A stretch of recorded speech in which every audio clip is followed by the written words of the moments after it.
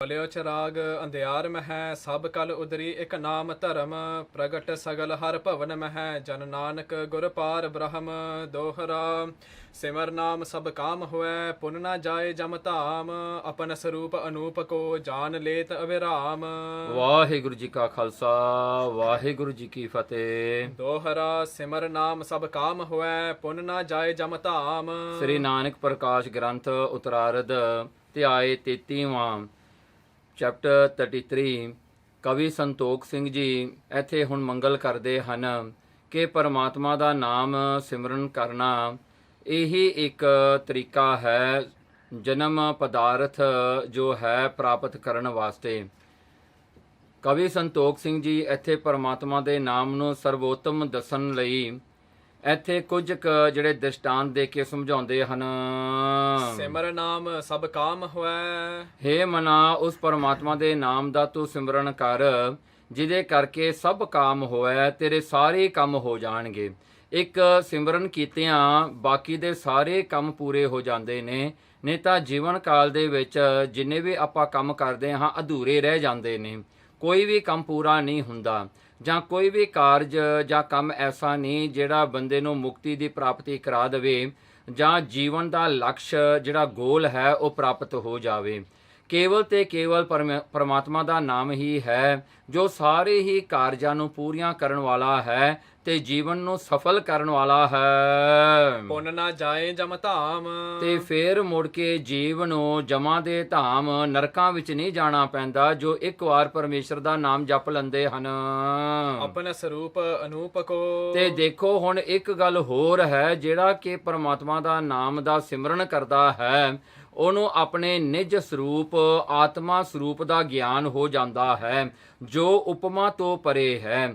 ਉਹ ਆਤਮਾ ਸਰੂਪ ਨੂੰ ਜਾਣਨ ਕਰਕੇ ਸਾਰੇ ਹੀ ਜੀਵ ਕਾਲ ਦੀਆਂ ਜਿਹੜੀਆਂ ਕਮਜ਼ੋਰੀਆਂ ਹਨ, ਜੋ ਵਿਸ਼ੇ ਵਿਕਾਰ ਹਨ, ਜਿਹੜੀਆਂ ਕਿ ਉਹ ਕਾਰਜ ਹਨ ਜਿਹੜੇ ਬੰਦੇ ਨੂੰ ਫਸਾ ਕੇ ਰੱਖਦੇ ਹਨ, ਜਿਹੜੇ ਹਨ ਆਵਾਗਮਨ ਦੇ ਵਿੱਚ, ਉਹ ਸਾਰਿਆਂ ਤੋਂ ਉੱਤੇ ਉੱਠ ਕੱਢਦਾ ਹੈ।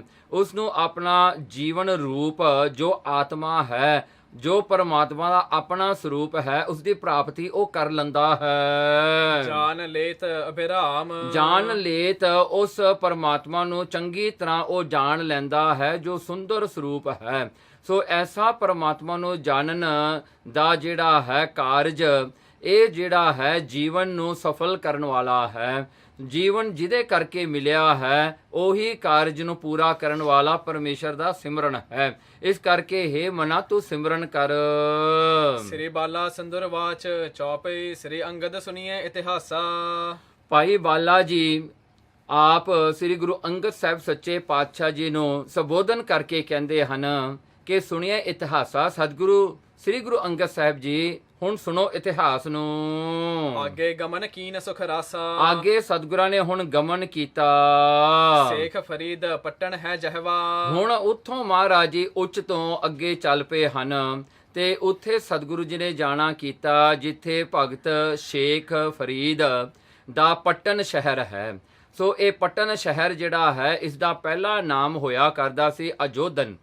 ਸੋ ਅਜੋਧਨ ਇਹ ਪਹਿਲਾ ਨਾਮ ਸੀ ਇਹ ਸ਼ਹਿਰ ਦਾ, ਪਰ ਪੱਟਨ ਨਾਮ ਇਹ ਸ਼ਹਿਰ ਦਾ ਉਦੋਂ ਦਾ ਪਿਆ ਜਦੋਂ ਦਾ ਸ਼ੇਖ ਫਰੀਦ ਜਾਂ ਜਦੋਂ ਤਾਂ ਮੁਸਲਮਾਨਾਂ ਦਾ ਇਸ ਅਸਥਾਨ ਦੇ ਉੱਤੇ ਜਿਹੜਾ ਬਹੁਤਾ ਜਿਹੜਾ ਜ਼ੋਰ ਪਿਆ। ਇਸ ਕਰਕੇ ਜਿਹੜਾ ਹੈ ਇਸ ਜਿਹੜਾ ਹੈ ਸ਼ਹਿਰ ਦੇ ਵਿੱਚ ਸ਼ੇਖ ਫਰੀਦ ਜੋ ਕਿ ਉਸ ਵੇਲੇ ਆਪ ਉੱਥੇ ਵਿਚਰਿਆ ਕਰਦੇ ਸਨ, ਉੱਥੇ ਰਿਹਾ ਕਰਦੇ ਸਨ ਤੇ ਉਹਨਾਂ ਦੀ ਗੱਦੀ ਸ਼ੇਖ ਫਰੀਦ ਦੀ ਇੱਕ ਗੱਦੀ ਜੋ ਚਲਦੀ ਆਉਂਦੀ ਹੈ। ਜਿਸ ਵੇਲੇ ਗੁਰੂ ਨਾਨਕ ਸਾਹਿਬ ਸੱਚੇ ਪਾਤਸ਼ਾਹ ਜੀ ਉੱਥੇ ਪਹੁੰਚੇ ਤਾਂ ਉਹਨਾਂ ਦੀ ਗੱਦੀ ਦੇ ਉੱਤੇ ਸ਼ੇਖ ਬ੍ਰਹਮ ਬੈਠੇ ਹਨ ਜਾਂ ਸ਼ੇਖ ਇਬਰਾਹਿਮ ਵੀ ਉਹਨਾਂ ਦਾ ਨਾਂ ਆਉਂਦਾ ਹੈ। ਉਹ ਜਿਹੜੇ ਹਨ ਫਰੀਦ ਜੀ ਦੀ ਗੱਦੀ ਤੇ ਬੈਠੇ ਸਨ। ਸ਼ੇਖ ਬ੍ਰਹਮ ਤਬ ਬਸਈ ਤੈਵਾ। ਸ਼ੇਖ ਬ੍ਰਹਮ ਜਿਹੜਾ ਹੈ ਉਹਨਾਂ ਦੀ ਗੱਦੀ ਤੇ ਬੈਠਾ ਸੀ ਸ਼ੇਖ ਫਰੀਦ ਦੀ। ਤਿਹ ਕੇ ਮਿਲਨ ਹੇਤ ਗਤ ਦਾਈ। ਦੇਖੋ ਸਤਿਗੁਰੂ ਗਤ ਮੁਕਤੀ ਨੂੰ ਦੇਣ ਵਾਲੇ ਉਹਨਾਂ ਨੂੰ ਮਿਲਣ ਵਾਸਤੇ ਪੱਟਨ ਦੇ ਵਿੱਚ ਪਹੁੰਚੇ ਹਨ। ਦੋਏ ਕੋਸ ਪਰ ਬੈਠੇ ਜਾਈ। ਦੇਖੋ 2 ਕੋਸ਼ ਹਜੇ ਬਾਕੀ ਰਸਤਾ ਰਹਿੰਦਾ ਸੀ ਪੱਟਨ, ਉਸ ਅਸਥਾਨ ਜਿੱਥੇ ਸ਼ੇਖ ਫਰੀਦ ਦਾ ਬਣਿਆ ਹੋਇਆ ਹੈ ਉੱਥੇ ਪਹੁੰਚਣ ਵਿੱਚ ਹਜੇ 2 ਕੋਸ਼ ਮਤਲਬ ਕਿ 5 ਕਿਲੋਮੀਟਰ ਹਜੇ ਬਾਕੀ ਰਹਿੰਦੇ ਸਨ। ਉੱਥੇ ਸਤਿਗੁਰਾਂ ਨੇ ਡੇਰਾ ਕੀਤਾ। ਸੇਖ ਬ੍ਰਹਮ ਕਾ ਇੱਕ ਮੁਰੀਦ ਤਹੈਂ। ਉੱਥੇ ਇੱਕ ਸ਼ੇਖ ਬ੍ਰਹਮ ਦਾ ਇੱਕ ਮੁਰੀਦ ਸੀਗਾ ਉਸ ਵੇਲੇ, ਜਿਹਦਾ ਨਾਮ ਇਸ ਨਾਨਕ ਪ੍ਰਕਾਸ਼ ਵਿੱਚ ਤਾਂ ਨਹੀਂ ਆਇਆ, ਪਰ ਗਿਆਨ ਰਤਨਾਵਲੀ ਦੇ ਵਿੱਚ ਸ਼ਹੀਦ ਭਾਈ ਮਨੀ ਸਿੰਘ ਨੇ ਕਮਾਲ ਦੱਸਿਆ ਹੈ ਵੀ ਉਹਦਾ ਨਾਂ ਕਮਾਲ ਸੀਗਾ, ਜੋ ਚੇਲਾ ਸੀ ਸ਼ੇਖ ਬ੍ਰਹਮ ਦਾ। ਆਇਓ ਈਦਨ ਚੁਨਨ ਗੁਰੂ ਜਹੈ। ਇਹ ਕਮਾਲ ਜਿਹੜਾ ਸੀਗਾ ਲੱਕੜਾਂ ਜਿਹੜਾ ਹਨ ਚੁਗਣ ਵਾਸਤੇ ਜਾਂ ਫਾਇਰਵੁੱਡ ਇਕੱਠੇ ਕਰਨ ਵਾਸਤੇ ਉਸ ਥਾਂ ਤੇ ਆਇਆ ਜਿੱਥੇ ਗੁਰੂ ਸਾਹਿਬ ਜੀ ਬੈਠੇ ਸਨ। ਸੋ ਦਰਵੇਸ਼ ਖੁਦਾਏ ਪਿਆਰਾ। ਉਸ ਵੇਲੇ ਉਸਦੀ ਇੱਕ ਨਿਗਾਹ ਪਈ ਕਮਾਲ ਦੀ। ਉਹਨਾਂ ਨੇ ਪਹਿਲੀ ਵਾਰ ਗੁਰੂ ਨਾਨਕ ਸਾਹਿਬ ਦੇ ਦਰਸ਼ਨ ਕੀਤੇ, ਕਿਉਂਕਿ ਉਹਨਾਂ ਦਾ ਕਮਾਲ ਦਾ ਮਨ ਵੀ ਨਿਰਮਲ ਸੀਗਾ ਤੇ ਸੱਚੇ ਮਨ ਵਾਲੇ ਉਹ ਸੀਗੇ, ਤੇ ਉਹਨਾਂ ਨੇ ਇੱਕ ਵਾਰ ਦੇਖਣ ਅਨੁਸਾਰ ਹੀ ਉਹਨਾਂ ਨੇ ਦੇਖ ਲਿਆ ਇਹ ਦਰਵੇਸ਼ ਆਇਆ ਹੈ, ਇਹ ਕੋਈ ਵੱਡਾ ਸੰਤ ਆਇਆ ਹੈ, ਖੁਦਾ ਦਾ ਪਿਆਰਾ। ਹਿਰਦੇ ਬੰਦਗੀ ਕੇਰ ਆਧਾਰਾ। ਦੇਖੋ ਹਿਰਦੇ ਉਹਦੇ ਜਿਹੜੇ ਹਨ, ਹਿਰਦੇ ਵਿੱਚ ਬੰਦਗੀ ਵਸਦੀ ਸੀ ਕਮਾਲ ਦੇ, ਤੇ ਉਹਨੂੰ ਇਹਦਾ ਹੀ ਆਸਰਾ ਸੀਗਾ। ਇੱਕ ਸ਼ਲੋਕ ਤਬ ਪ੍ਰਭੂ ਬਖਾਨਾ। ਉਸ ਵੇਲੇ ਉਸਦੀ ਜਿਹੜੀ ਹੈ ਮਹਾਰਾਜ ਨੇ ਉਹਨੂੰ ਕਲਿਆਣ ਦੇਣ ਵਾਸਤੇ, ਉਹਨੂੰ ਮੁਕਤੀ ਦੇਣ ਵਾਸਤੇ ਸਤਿਗੁਰਾਂ ਨੇ ਇੱਕ ਸ਼ਬਦ ਦਾ ਉਚਾਰਨ ਕੀਤਾ। ਉਸ ਵੇਲੇ ਉੱਚੀ ਧੁਨ ਸੋ ਕੀਨੋ ਗਾਨਾ। ਬੜੀ ਉੱਚੀ ਧੁਨ ਦੇ ਨਾਲ ਸਤਿਗੁਰੂ ਗੁਰੂ ਨਾਨਕ ਸਾਹਿਬ ਸੱਚੇ ਪਾਤਸ਼ਾਹ ਜੀ ਨੇ ਇਹ ਸ਼ਬਦ ਪੜ੍ਹਿਆ। ਹੁਣ ਇੱਥੇ ਜਿਹੜੀ ਸਾਖੀ ਆਉਂਦੀ ਹੈ ਕਿ ਜਦੋਂ ਸ਼ੇਖ ਬ੍ਰਹਮ ਨੂੰ ਗੁਰੂ ਨਾਨਕ ਸਾਹਿਬ ਜੀ ਮਿਲਦੇ ਹਨ, ਕਰਤਾਰਪੁਰ ਨੂੰ ਵਸਾਉਣ ਤੋਂ ਬਾਅਦ ਹੀ ਸਤਿਗੁਰਾਂ ਨੇ ਜਾ ਕੇ ਸ਼ੇਖ ਬ੍ਰਹਮ ਨੂੰ ਮਿਲੇ। ਗਿਆਨ ਰਤਨਾਵਲੀ ਦੇ ਵਿੱਚ ਜੋ ਸ਼ਹੀਦ ਭਾਈ ਮਨੀ ਸਿੰਘ ਜੀ ਨੇ ਲਿਖਿਆ ਹੈ ਕਿ ਮਹਾਰਾਜ ਗੁਰੂ ਨਾਨਕ ਸਾਹਿਬ ਸੱਚੇ ਪਾਤਸ਼ਾਹ ਜੀ ਜੋ 8 ਸਾਲਾਂ ਦੀ ਉਹਨਾਂ ਦੀ ਉਮਰ ਸੀ, 8 ਇਅਰਸ 올ਡ ਦੇ ਸਨ, ਜਿਸ ਵੇਲੇ ਭਾਈ ਮਰਦਾਨੇ ਨੂੰ ਮਿਲੇ ਤੇ ਭਾਈ ਮਰਦਾਨੇ ਨੂੰ ਆਪਣੇ ਨਾਲ ਲਿਆ ਤੇ ਮਹਾਰਾਜ ਨੇ ਪਹਿਲੀ ਵਾਰੀ ਜਿਹੜੀ ਯਾਤਰਾ ਕੀਤੀ, ਜਿਹੜੀ ਹੈ ਸੰਸਾਰ ਨੂੰ ਤਾਰਨ ਦੀ, ਉਹ ਪਟਨ ਵਿੱਚ ਕੀਤੀ। ਸੋ ਉਸ ਵੇਲੇ ਭਾਈ ਮਰਦਾਨੇ ਨੂੰ ਕੋਲ ਬਿਠਾ ਕੇ ਗੁਰੂ ਨਾਨਕ ਸੱਚੇ ਪਾਤਸ਼ਾਹ ਜੀ ਨੇ ਕਿਹਾ ਕਿ ਅੱਖਾਂ ਬੰਦ ਕਰ ਲਾ, ਆਪਾਂ ਚੱਲੇ ਹਾਂ। ਤੇ ਮਰਦਾਨੇ ਨੇ ਅੱਖਾਂ ਬੰਦ ਕੀਤੀਆਂ। ਗੁਰੂ ਨਾਨਕ ਸਾਹਿਬ ਸੱਚੇ ਪਾਤਸ਼ਾਹ 8 ਸਾਲਾਂ ਦੀ ਉਮਰ ਹੈ, ਪਟਨ ਪਹੁੰਚ ਜਾਂਦੇ ਸਨ। ਤੇ ਉੱਥੇ ਜਾ ਕਰਕੇ ਇਹ ਸਾਖੀ ਜਿਹੜੀ ਹੈ ਸ਼ਹੀਦ ਭਾਈ ਮਨੀ ਸਿੰਘ ਨੇ ਇਸ ਤਰ੍ਹਾਂ ਲਿਖੀ ਹੈ ਕਿ ਗੁਰੂ ਨਾਨਕ ਸਾਹਿਬ ਦੀ ਉਮਰ ਉਸ ਵੇਲੇ ਕੇਵਲ 8 ਸਾਲਾਂ ਦੀ ਸੀ, ਪਰ ਇੱਥੇ ਜਿਹੜੀ ਹੈ ਗੁਰੂ ਨਾਨਕ ਸਾਹਿਬ ਜੀ ਦੀ ਜਿਹੜੀ ਉਮਰ ਹੈ ਜਾਂ ਉਹ ਸਮਾਂ ਜਿਹੜਾ ਹੈ ਅੱਗੇ ਜਾ ਕੇ ਦੱਸਿਆ ਹੈ ਕਵੀ ਸੰਤੋਖ ਸਿੰਘ ਜੀ ਨੇ। ਸਿਰੇ ਮੁਖ ਵਾਕ ਮਹੱਲਾ ਪਹਿਲਾ। ਆਪੇ ਪੱਟੀ ਕਲਮ ਆਪ ਉੱਪਰ ਲੇਖ ਭੇ ਤੂੰ। ਇਹ ਜਿਹੜਾ ਸ਼ਬਦ ਹੈ ਸ੍ਰੀ ਗੁਰੂ ਗ੍ਰੰਥ ਸਾਹਿਬ ਸੱਚੇ ਪਾਤਸ਼ਾਹ ਜੀ ਦੇ ਸਰੂਪ ਵਿੱਚ 1291 ਅੰਗ ਤੇ ਆਉਂਦਾ ਹੈ। ਸੋ ਇਹ ਸ਼ਬਦ ਜਿਹੜਾ ਹੈ ਆਪ ਜੀ ਸਰਵਣ ਕਰੋ, ਜਿਨ੍ਹਾਂ ਦੇ ਅਰਥ ਕਵੀ ਸੰਤੋਖ ਸਿੰਘ ਜੀ ਆਪ ਦੱਸਦੇ ਹਨ। ਮਹੱਲਾ ਪਹਿਲਾ। ਆਪੇ ਪੱਟੀ ਕਲਮ ਆਪ ਉੱਪਰ ਲੇਖ ਭੇ ਤੂੰ। ਏਕੋ ਕਹੀਐ ਨਾਨਕਾ ਦੂਜਾ ਕਾਹੇ ਕੂ। ਚੌਪਈ ਸੁਨਤ ਮੁਰੀਦ ਗੁਰੂ ਢਿਗ ਆਇਓ। ਇਹ ਸ਼ਬਦ ਨੂੰ ਸੁਣ ਕਰਕੇ ਉਹ ਜਿਹੜਾ ਮੁਰੀਦ ਸੀਗਾ ਕਮਾਲ, ਉਹ ਭੱਜ ਕੇ ਵਾਪਸ ਆਪਣੇ ਜਿਹੜੇ ਹਨ ਗੁਰੂ ਕੋਲ ਆਇਆ, ਜਿਹੜਾ ਕਿ ਸ਼ੇਖ ਬ੍ਰਹਮ ਸੀਗਾ। ਉਹਨੇ ਆ ਕੇ ਇਹ ਗੱਲ ਆ ਕੇ ਸ਼ੇਖ ਬ੍ਰਹਮ ਨੂੰ ਦੱਸੀ ਕਿ ਕੋਈ ਦਰਵੇਸ਼ ਆਇਆ ਹੈ। ਕਰ ਸਲਾਮ ਅਸ ਬਚਨ ਅਲਾਇਓ। ਉਹਨੇ ਅਸਲਾਮ ਵਾਲੇਕੁਮ ਜਾਂ ਸਲਾਮ ਕਹਿ ਕੇ ਆਪਣੇ ਗੁਰੂ ਨੂੰ ਤੇ ਇਹ ਕਿਹਾ, ਇਹ ਬੈਤ ਵਤ ਮੋਹੇ ਸੁਨਾਏ। ਦੇਖੋ ਕਹਿੰਦੇ ਮੈਂ ਹਜੇ ਹੁਣੇ ਲੱਕੜਾਂ ਲੈਣ ਵਾਸਤੇ ਗਿਆ ਸੀ ਤੇ ਕੋਈ ਦਰਵੇਸ਼ ਬੈਠਾ ਉੱਥੇ, ਉਹਨੇ ਮੈਨੂੰ ਇਹ ਸ਼ਬਦ ਜਿਹੜਾ ਹੈ ਮੈਂ ਕੰਨਾਂ ਨਾਲ ਸੁਣਿਆ, ਜੋ ਉਹਨਾਂ ਨੇ ਬੜੇ ਪ੍ਰੇਮ ਨਾਲ ਗਾਇਆ। ਇਹ ਬੈਂਤ, ਇਹ ਜਿਹੜੀ ਬੈਂਤ ਹੈ, ਇਹ ਜਿਹੜਾ ਸ਼ਬਦ ਹੈ, ਸ਼ਲੋਕ ਹੈ, ਉਹਨਾਂ ਨੇ ਸੁਣਾਇਆ। ਤੁਮ ਦਰਵੇਸ਼ ਭੇ ਲਖਿਓ ਖੁਦਾਏ। ਦੇਖੋ ਮੈਂ ਇਹ ਜਿਹੜੀ ਬੈਂਤ, ਇਹ ਸ਼ਲੋਕ ਨੂੰ ਸੁਣ ਕਰਕੇ ਮੈਨੂੰ ਤਾਂ ਇਉਂ ਲੱਗਦਾ ਹੈ ਕਿ ਖੁਦਾ ਆਪ ਹੀ ਆ ਗਿਆ ਹੈ। ਕਹਿੰਦੇ ਤੂੰ ਤਾਂ ਦਰਵੇਸ਼ ਹੋ, ਕਹਿੰਦੇ ਤੂੰ ਮੇਰੇ ਵੱਡੇ ਹੋ ਕਮਾਲ, ਕਹਿੰਦਾ ਸ਼ੇਖ ਬ੍ਰਹਮ ਨੂੰ, ਪਰ ਅੱਜ ਮੈਨੂੰ ਇਸ ਤਰ੍ਹਾਂ ਲੱਗਿਆ ਹੈ ਕਿ ਮੈਂ ਅੱਜ ਖੁਦਾ ਦੇ ਦਰਸ਼ਨ ਕਰਕੇ ਆਇਆ ਹਾਂ। ਸ੍ਰੀ ਨਾਨਕ ਤਬ ਬੈਨ ਅਲਾਏ। ਉਸ ਵੇਲੇ ਜਿਹੜਾ ਹੈ ਤੁਮ ਦਰਵੇਸ਼, ਕਹਿੰਦੇ ਜੇ ਭਵਜਾ ਹਨ ਭੀ ਲਖਿਓ ਖੁਦਾਏ। ਸੋ ਉਸ ਵੇਲੇ ਇਹ ਕਮਾਲ ਜਿਹੜਾ ਹੈ, ਇਹਨੇ ਆ ਕਰਕੇ ਗੁਰੂ ਨਾਨਕ ਸਾਹਿਬ ਸੱਚੇ ਪਾਤਸ਼ਾਹ ਜੀ ਨੂੰ ਇਹ ਬਚਨ ਕਹੇ, ਸ੍ਰੀ ਨਾਨਕ ਤਬ ਇਹ ਬੈਂਤ ਵਤ ਮੋਹੇ ਸੁਨਾਏ। ਹੁਣ ਇਹਦੇ ਦੂਜਾ ਅਰਥ ਇਹ ਬਣਦਾ ਹੈ ਕਿ ਉਹ ਕਮਾਲ ਨੇ ਗੁਰੂ ਨਾਨਕ ਸਾਹਿਬ ਸੱਚੇ ਪਾਤਸ਼ਾਹ ਜੀ ਨੂੰ ਕੇ ਮੱਥਾ ਟੇਕਿਆ ਤੇ ਮਹਾਰਾਜ ਨੂੰ ਕਹਿਣ ਲੱਗਿਆ ਇਹ ਬੈਂਤ ਵਤ ਮੋਹੇ ਸੁਣਾਏ। ਕਹਿਣਗੇ ਇਹ ਜਿਹੜਾ ਬੇਅੰਤ ਸ਼ਲੋਕ ਤੁਸੀਂ ਮੈਨੂੰ ਸੁਣਾਇਆ ਹੈ, ਤੁਮ ਦਰਵੇਸ਼ ਭੇ ਲਖਿਓ ਖੁਦਾਏ। ਕੀ ਤੁਸੀਂ ਦਰਵੇਸ਼ ਹੋ ਜਾਂ ਆਪ ਖੁਦਾ ਹੀ ਹੋ? ਸ੍ਰੀ ਨਾਨਕ ਤਬ ਵੈਨ ਅਲਾਏ। ਉਸ ਵੇਲੇ ਸ੍ਰੀ ਗੁਰੂ ਨਾਨਕ ਸਾਹਿਬ ਸੱਚੇ ਪਾਤਸ਼ਾਹ ਨੇ ਕਮਾਲ ਤੋਂ ਇਹ ਸੁਣ ਕਰਕੇ ਮਹਾਰਾਜ ਨੇ ਇਹ ਦੱਸਿਆ ਇਹ ਸ਼ਲੋਕ ਕੇ ਅਰਥ ਸੁਣਾਏ। ਤੇ ਇਹ ਸ਼ਲੋਕ ਕਮਾਲ ਦੀ ਕਲਿਆਣ ਕਰਨ ਵਾਸਤੇ, ਉਹਨੂੰ ਮੁਕਤੀ ਦੇਣ ਵਾਸਤੇ, ਉਹਨੂੰ ਗਿਆਨ ਪ੍ਰਕਾਸ਼ ਕਰਨ ਵਾਸਤੇ ਮਹਾਰਾਜ ਨੇ ਇਹ ਸ਼ਲੋਕ ਦੇ ਅਰਥ ਸੁਣਾਏ। ਆਪੇ ਪੱਟੀ ਕਲਮ ਸੋ ਆਪੇ। ਦੇਖੋ ਉਹ ਪਰਮਾਤਮਾ ਆਪੇ ਹੀ ਪੱਟੀ ਹੈ। ਪੱਟੀ ਜਿਹੜਾ ਬੋਟ ਹੁੰਦਾ ਹੈ ਜਿਹਦੇ ਉੱਤੇ ਲਿਖਿਆ ਜਾਂਦਾ ਹੈ, ਜਾਂ ਕੋਈ ਕਾਗਜ਼, ਉਹ ਆਪਣਾ ਜਿਹੜਾ ਉਹ ਪੱਟੀ ਵੱਤ ਜਾਂ ਕਾਗਜ਼ ਲੈ ਲਓ ਜਿਹਦੇ ਉੱਤੇ ਅੱਖਰ ਲਿਖੇ ਜਾਂਦੇ ਹਨ। ਕਹਿੰਦੇ ਉਹ ਪੱਟੀ ਵੀ ਆਪ ਪਰਮਾਤਮਾ ਹੈ, ਤੇ ਕਲਮ ਜਿਹੜਾ ਪੈਨ ਹੈ, ਜੋ ਪੈਨ ਜਿਹੜਾ ਕਲਮ ਹੈ, ਉਹ ਜਿਹੜਾ ਹੈ ਉਹ ਵੀ ਪਰਮਾਤਮਾ ਆਪ ਹੀ ਹੈ। ਲਿਖਣ ਹਾਰ ਸੋ ਦੁਤੀ ਨਾ ਜਾਪੇ। ਦੇਖੋ ਹੁਣ ਤੀਜਾ ਕੌਣ ਹੈ ਜਿਹੜਾ ਲਿਖਣ ਵਾਲਾ ਹੈ? ਹੁਣ ਤਿੰਨ ਚੀਜ਼ਾਂ ਇੱਥੇ ਪੂਰੀਆਂ ਹੋ ਗਈਆਂ। ਇੱਕ ਤਾਂ ਪੱਟੀ ਹੋ ਗਈ ਜਿਹਦੇ ਉੱਤੇ ਲਿਖਿਆ ਜਾਂਦਾ ਹੈ, ਇੱਕ ਕਲਮ ਹੁੰਦੀ ਹੈ ਜਿਹਦੇ ਨਾਲ ਲਿਖਣਾ ਕੀਤਾ ਜਾਂਦਾ ਹੈ, ਤੇ ਤੀਜਾ ਲਿਖਣ ਵਾਲਾ। ਕਹਿੰਦੇ ਇਹ ਤਿੰਨ ਹੀ, ਲਿਖਣ ਹਾਰ ਜੋ ਸੋ ਦੁਤੀ ਨਾ ਜਾਪੇ, ਲਿਖਣ ਵਾਲਾ ਵੀ ਕੋਈ ਦੂਜਾ ਨਹੀਂ, ਉਹ ਪਰਮਾਤਮਾ ਆਪ ਹੀ ਹੈ। ਉਹ ਆਪੇ ਪੱਟੀ ਹੈ, ਆਪੇ ਕਲਮ ਹੈ, ਆਪ ਹੀ ਲਿਖਣ ਹਾਰਾ ਹੈ। ਸਭ ਮਹਿ ਰਵਿਓ ਏਕ ਖੁਦਾਏ। ਦੇਖੋ ਸਾਰਿਆਂ ਦੇ ਵਿੱਚ ਇੱਕ ਖੁਦਾ ਹੀ ਵਸਦਾ ਹੈ, ਸਾਰਿਆਂ ਦੇ ਵਿੱਚ ਇੱਕ ਖੁਦਾ ਹੀ ਰਹਿਣ ਵਾਲਾ ਹੈ। ਛੂਛੀ ਕਹੋ ਨਾ ਤਿਸ ਬਿਨ ਥਾਏ। ਇਸ ਕਰਕੇ ਉਸ ਪਰਮਾਤਮਾ ਤੋਂ ਬਗੈਰ ਕੋਈ ਵੀ ਥਾਂ ਖਾਲੀ ਨਹੀਂ ਹੈਗੀ।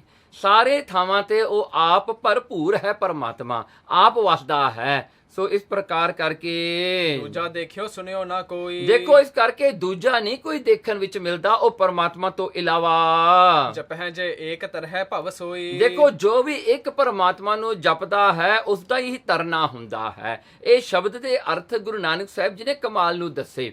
ਤੇ ਕਿਉਂ ਮਹਾਰਾਜ ਨੇ ਇੱਥੋਂ ਕੰਮ ਸ਼ੁਰੂ ਕੀਤਾ? ਦੇਖੋ ਮੁਸਲਮਾਨਾਂ ਦੇ ਵਿੱਚ ਇੱਕ ਬਿਲੀਫ ਹੈ ਕਿ ਸਿਰਫ ਮੁਸਲਮਾਨ ਹੀ ਅੱਲਾ ਦੇ ਪੁਜਾਰੀ ਹਨ ਜਾਂ ਅੱਲਾ ਨੂੰ ਮੰਨਣ ਵਾਲੇ ਹਨ, ਬਾਕੀ ਕਾਫਰ ਹਨ। ਇਸ ਕਰਕੇ ਗੁਰੂ ਨਾਨਕ ਸਾਹਿਬ ਸੱਚੇ ਪਾਤਸ਼ਾਹ ਜੀ ਨੇ ਇੱਥੇ ਸਿੱਧ ਕੀਤਾ ਕਿ ਦੇਖੋ ਉਹ ਪੱਟੀ ਵੀ ਉਹ ਆਪ ਹੈ, ਕਲਮ ਵੀ ਪਰਮਾਤਮਾ ਆਪ ਹੈ, ਤੇ ਲਿਖਣ ਵਾਲਾ ਵੀ ਉਹ ਆਪ ਹੈ, ਤੇ ਇੱਕੋ ਇੱਕ ਖੁਦਾ ਹੈ ਜੋ ਸਾਰਿਆਂ ਦੇ ਵਿੱਚ ਵਸਦਾ ਹੈ। ਕੋਈ ਵੀ ਐਸਾ ਥਾਂ ਨਹੀਂ ਦੁਨੀਆ ਵਿੱਚ ਜਿੱਥੇ ਪਰਮਾਤਮਾ ਨਹੀਂ ਹੈਗਾ। ਇਹ ਗੱਲ ਨੂੰ ਮਹਾਰਾਜ ਨੇ ਇੱਥੇ ਸਪਸ਼ਟ ਕੀਤਾ। ਜੋ ਤੁਸੀਂ ਸੋਚਦੇ ਹੋ ਨਾ ਕਿ ਮੁਸਲਮਾਨ ਬਣ ਕੇ ਹੀ ਖੁਦਾ ਮਿਲਦਾ ਹੈ ਜਾਂ ਮੁਸਲਮਾਨ ਬਣ ਕੇ ਹੀ ਸਵਰਗ ਮਿਲਦੇ ਨੇ, ਜੰਨਤ ਮਿਲਦੀ ਹੈ, ਇਹ ਗਲਤ ਹੈ। ਕਿਉਂਕਿ ਪਰਮਾਤਮਾ ਤਾਂ ਉਹੀ ਹੈ ਨਾ ਸਾਰਿਆਂ ਦੇ ਵਿੱਚ। ਬਿਨਾਂ ਪਰਮਾਤਮਾ ਤੋਂ ਕੋਈ ਜਿਉਂਦਾ ਕਿਵੇਂ ਹੋ ਸਕਦਾ ਹੈ? ਕੋਈ ਕਿਵੇਂ ਇਸ ਸੰਸਾਰ ਵਿੱਚ ਉਹ ਆਪਣੇ ਕਰਮ ਕਿਵੇਂ ਭੁਗਤ ਸਕਦਾ ਹੈ? ਇਹ ਗੱਲ ਸਪਸ਼ਟ ਕਰਕੇ ਗੁਰੂ ਨਾਨਕ ਸਾਹਿਬ ਜੀ ਨੇ ਦੱਸੀ। ਦੋਹਰਾ ਸੁਨਤ ਸੇਖ ਹਰ ਖਾਏ ਔਰ ਗਇਓ ਨਿਕਟ ਨਿਜ ਪੀਰ। ਉਸ ਵੇਲੇ ਸੁਨਤ ਸੇਖ, ਉਸ ਮੁਰੀਦ ਕਮਾਲ ਜਿਹੜਾ ਸੀਗਾ ਨਾ, ਇਹ ਉਪਦੇਸ਼ ਗੁਰੂ ਮਹਾਰਾਜ ਤੋਂ ਸੁਣ ਕਰਕੇ ਉਹ ਬੜਾ ਖੁਸ਼ ਹੋ ਕੇ ਆਪਣੇ ਪੀਰ ਸ਼ੇਖ ਬ੍ਰਹਮ ਕੋਲ ਗਿਆ। ਕਹਿਓ ਜਾਏ ਮੈਂ ਦੇਖਿਓ ਆਜ ਖੁਦਾਏ ਸਰੀਰ। ਤੇ ਉਹਨੇ ਕਿਹਾ ਕਿ ਮੈਂ ਅੱਜ ਜਾ ਕੇ ਦੇਖਿਆ ਹੈ, ਮੈਂ ਅੱਜ ਖੁਦਾ ਨੂੰ ਇੱਕ ਸਰੀਰ ਵਿੱਚ ਦੇਖਿਆ ਹੈ, ਇੱਕ ਬੋਡੀ ਵਿੱਚ ਮੈਂ ਦੇਖਿਆ ਹੈ। ਅੱਜ ਸਾਖਸ਼ਾਤ ਉਹ ਪਰਮਾਤਮਾ ਖੁਦਾ ਦੇ ਮੈਂ ਦਰਸ਼ਨ ਕੀਤੇ ਹਨ। ਚੌਪੇ ਹਿੰਦ ਜਨਮ ਸ੍ਰੀ ਨਾਨਕ ਵੇਦੀ। ਹੁਣ ਦੱਸਿਆ ਵੀ ਉਹ ਖੁਦਾ ਦਾ ਤਨ, ਖੁਦਾ ਦੇ ਸਰੀਰ ਵਿੱਚ ਕੌਣ ਹਨ? ਕਹਿੰਦੇ ਉਹਨਾਂ ਦਾ ਧਰਮ ਜਿਹੜਾ ਹੈ, ਉਹਨਾਂ ਦਾ ਜਨਮ ਹਿੰਦੂਆਂ ਦੇ ਘਰ ਵਿੱਚ ਹੈ।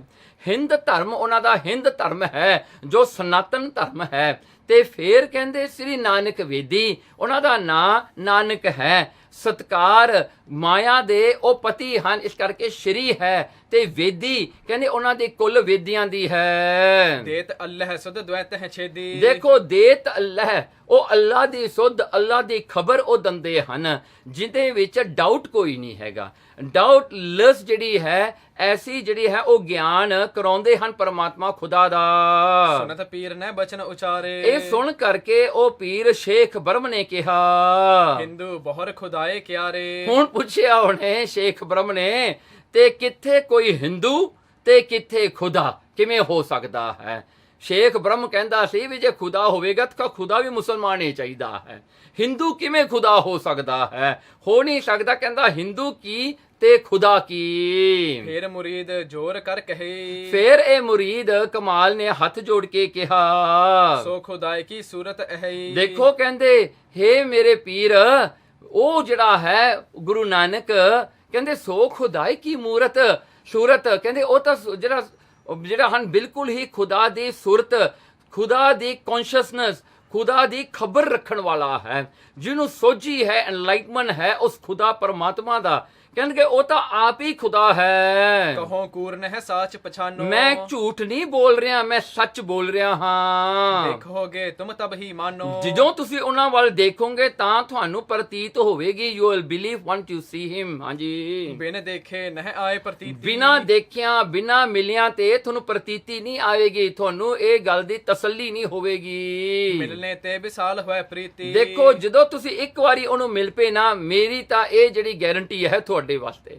ਵੀ ਤੁਹਾਡੀ ਪ੍ਰੀਤੀ ਬਹੁਤ ਉਹਦੇ ਨਾਲ ਹੋਵੇਗੀ, ਤੁਸੀਂ ਤਾਂ ਉਹਨਾਂ ਦੇ ਚਰਨੀ ਪੈ ਜਾਓਗੇ ਗੁਰੂ ਨਾਨਕ ਦੇ। ਸੁਨ ਪੁਨ ਬਾਨੀ ਪੀਰ ਅਲਾਈ, ਇਹ ਸੁਣ ਕਰਕੇ ਉਸ ਪੀਰ ਨੇ, ਸ਼ੇਖ ਬ੍ਰਹਮ ਨੇ ਪੁੱਛਿਆ, ਮੈਂਡਾ ਬੈਂਤ ਲਿਜਾਏ ਸੁਨਾਈ, ਕਹਿਣਗੇ ਮੈਂਡਾ ਬੈਂਤ ਲਿਜਾਏ ਸੁਣਾਈ, ਕਹਿਣਗੇ ਇਸ ਤਰ੍ਹਾਂ ਕਰ, ਮੇਰਾ ਸ਼ਲੋਕ ਲਿਖਿਆ ਹੋਇਆ ਤੂੰ ਜਾ ਕੇ ਉਸ ਗੁਰੂ ਨੂੰ ਜਾ ਕੇ ਸੁਣਾ, ਮਤਲਬ ਕਿ ਗੁਰੂ ਨਾਨਕ ਨੂੰ ਮੇਰਾ ਵੀ ਜਾ ਕੇ ਸ਼ਲੋਕ ਲਿਖਿਆ ਹੋਇਆ ਜਾ ਕੇ ਸੁਣਾ ਦੇ। ਦੋਹਰਾ ਕਿੰਨੋ ਵਤ ਗਲਾਈਏ, ਜੋ ਮੈਂ ਤੋਕੋ ਬੱਦ, ਕਿੰਨੋ ਕਹਿਣਗੇ ਫਿਰ ਤੂੰ ਜਿਹੜਾ ਮੁੜ ਕੇ ਆ ਜੀ, ਉਹਨਾਂ ਨੂੰ ਸ਼ਲੋਕ ਸੁਣਾ ਕੇ ਫਿਰ ਉਹਨਾਂ ਨੇ ਜੋ ਉਹਨਾਂ ਨੇ ਕਮੈਂਟਰੀ ਦੇਣੀ ਹੈ ਤੂੰ ਉਹ ਲੈ ਕੇ ਵਾਪਸ ਮੈਨੂੰ ਆ ਕੇ ਦੱਸ ਦੀ, ਫਿਰ ਵੀ ਉਹ ਕੀ ਕਹਿੰਦੇ ਹਨ ਸਾਡਾ ਸ਼ਲੋਕ ਸੁਣ ਕੇ।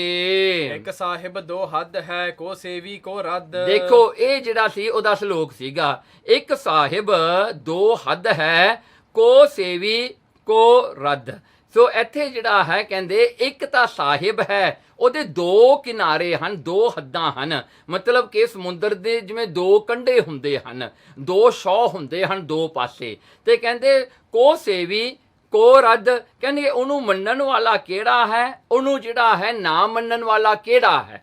ਸੋ ਉਹਨੇ ਇਹ ਸ਼ਲੋਕ ਪੜਿਆ ਜਿਹੜਾ ਬੜਾ ਗੁੰਝਰਦਾਰ ਸੀਗਾ।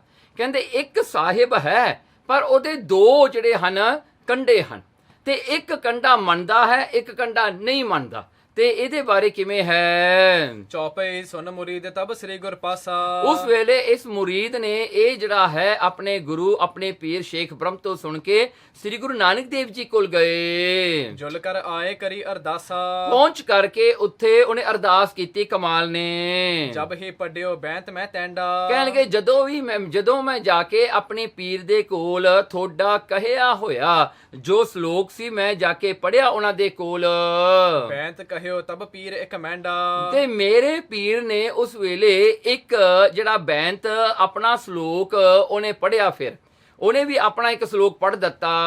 ਤਹਿ ਕੋ ਉੱਤਰ ਦੀਜੋ ਮੋਕੋ, ਮਹਾਰਾਜ ਹੁਣ ਮੇਰੇ ਪੀਰ ਦਾ ਪੜਿਆ ਹੋਇਆ ਸ਼ਲੋਕ ਦਾ ਤੁਸੀਂ ਮੈਨੂੰ ਆਨਸਰ ਦੇ ਦਿਓ, ਮੈਨੂੰ ਉਹਦਾ ਉੱਤਰ ਦੇ ਦਿਓ ਹੁਣ ਵੀ ਮੇਰੇ ਪੀਰ ਦੇ ਸ਼ਲੋਕ ਦਾ ਅਰਥ ਕੀ ਹੈ। ਸੁਨੋ ਸੁਨਾਵਤ ਹਾਂ ਮੈਂ ਤੋ ਕੋ, ਕਹਿਣਗੇ ਸੁਣੋ ਮੈਂ ਤੁਹਾਤੋਂ ਸੁਣਾਂਗਾ, ਸੁਣਾਵਤ ਮੈਂ ਆਪਣੇ ਪੀਰ ਨੂੰ ਜਾ ਕੇ ਉਹੀ ਜਿਹੜਾ ਹੈ ਤੁਹਾਡੇ ਅਰਥ ਕੀਤੇ ਹੋਏ ਮੈਨੇ ਕੀਤੇ ਹੋਏ ਮੈਂ ਜਾ ਕੇ ਉਹਨਾਂ ਨੂੰ ਸੁਣਾਵਾਂਗਾ। ਸਾਹਿਬ ਏਕੋ ਦੋ ਕੇ ਹੱਦ, ਹੁਣ ਉਹਨੇ ਪੜਤਾ ਜੀ ਉਹ ਬੈਂਤ, ਕਹਿੰਦਾ ਸਾਹਿਬ ਏਕੋ ਦੋਏ ਕੀ ਹੈ ਹੱਦ, ਕਹਿਣਗੇ ਇੱਕ ਸਾਹਿਬ ਤੇ ਦੋ ਹੱਦਾਂ ਹਨ, ਕਿਸੇ ਕੋ ਸੇਵੀ ਕਿਸੇ ਕੋ ਰੱਦ, ਕਹਿਣਗੇ ਕਿਹਨੂੰ ਆਪਾਂ ਸੇਵਨਾ ਕਰੀਏ, ਕਿਹਦੀ ਪੂਜਾ ਕਰੀਏ, ਕਿਹਨੂੰ ਰੱਦ ਕਰੀਏ, ਕਿਹਨੂੰ ਨਾ ਮੰਨੀਏ। ਜੋ ਤੁਮਰੇ ਮਤ ਮਾਹੀ ਸਾਚੋ, ਕਹਿਣਗੇ ਜੋ ਤੁਹਾਡੇ ਮਤ ਵਿੱਚ ਸੱਚ ਹੈ, ਕਿਰਪਾ ਧਾਰ ਮੁਝ ਸੰਗ ਉਬਾਚੋ, ਮੇਰੇ ਨਾਲ ਮੈਨੂੰ ਉਹ ਦੱਸੋ ਜੋ ਤੁਹਾਡੇ ਧਰਮ ਦੇ ਵਿੱਚ ਬਿਲੀਫ ਹੈ, ਜੋ ਚੀਜ਼ ਨੂੰ ਤੁਸੀਂ ਮੰਨਦੇ ਹੋ ਉਹ ਕਿਰਪਾ ਕਰਕੇ ਮੈਨੂੰ ਸਮਝਾ ਦਿਓ ਵੀ ਇਹ ਸ਼ਲੋਕ ਦਾ ਅਰਥ ਤੁਹਾਡੇ ਹਿਸਾਬ ਨਾਲ ਕੀ ਬਣਦਾ ਹੈ। ਇਸ ਪ੍ਰਕਾਰ ਕੇ ਸੁਨ ਕਰ ਬਹਿਨਾ, ਉਸ ਵੇਲੇ ਉਸਦੇ ਇਸ ਪ੍ਰਕਾਰ ਦੇ ਬਚਨ ਸੁਣ ਕੇ ਗੁਰੂ ਨਾਨਕ ਸਾਹਿਬ ਸੱਚੇ ਪਾਤਸ਼ਾਹ ਜੀ ਨੇ ਕਹਿਓ ਸ਼ਲੋਕ ਸਰਬ ਸੁਖ ਦੇਨਾ, ਮਹਾਰਾਜ ਨੇ ਇੱਕ ਸ਼ਲੋਕ ਦਾ ਉਚਾਰਨ ਕੀਤਾ।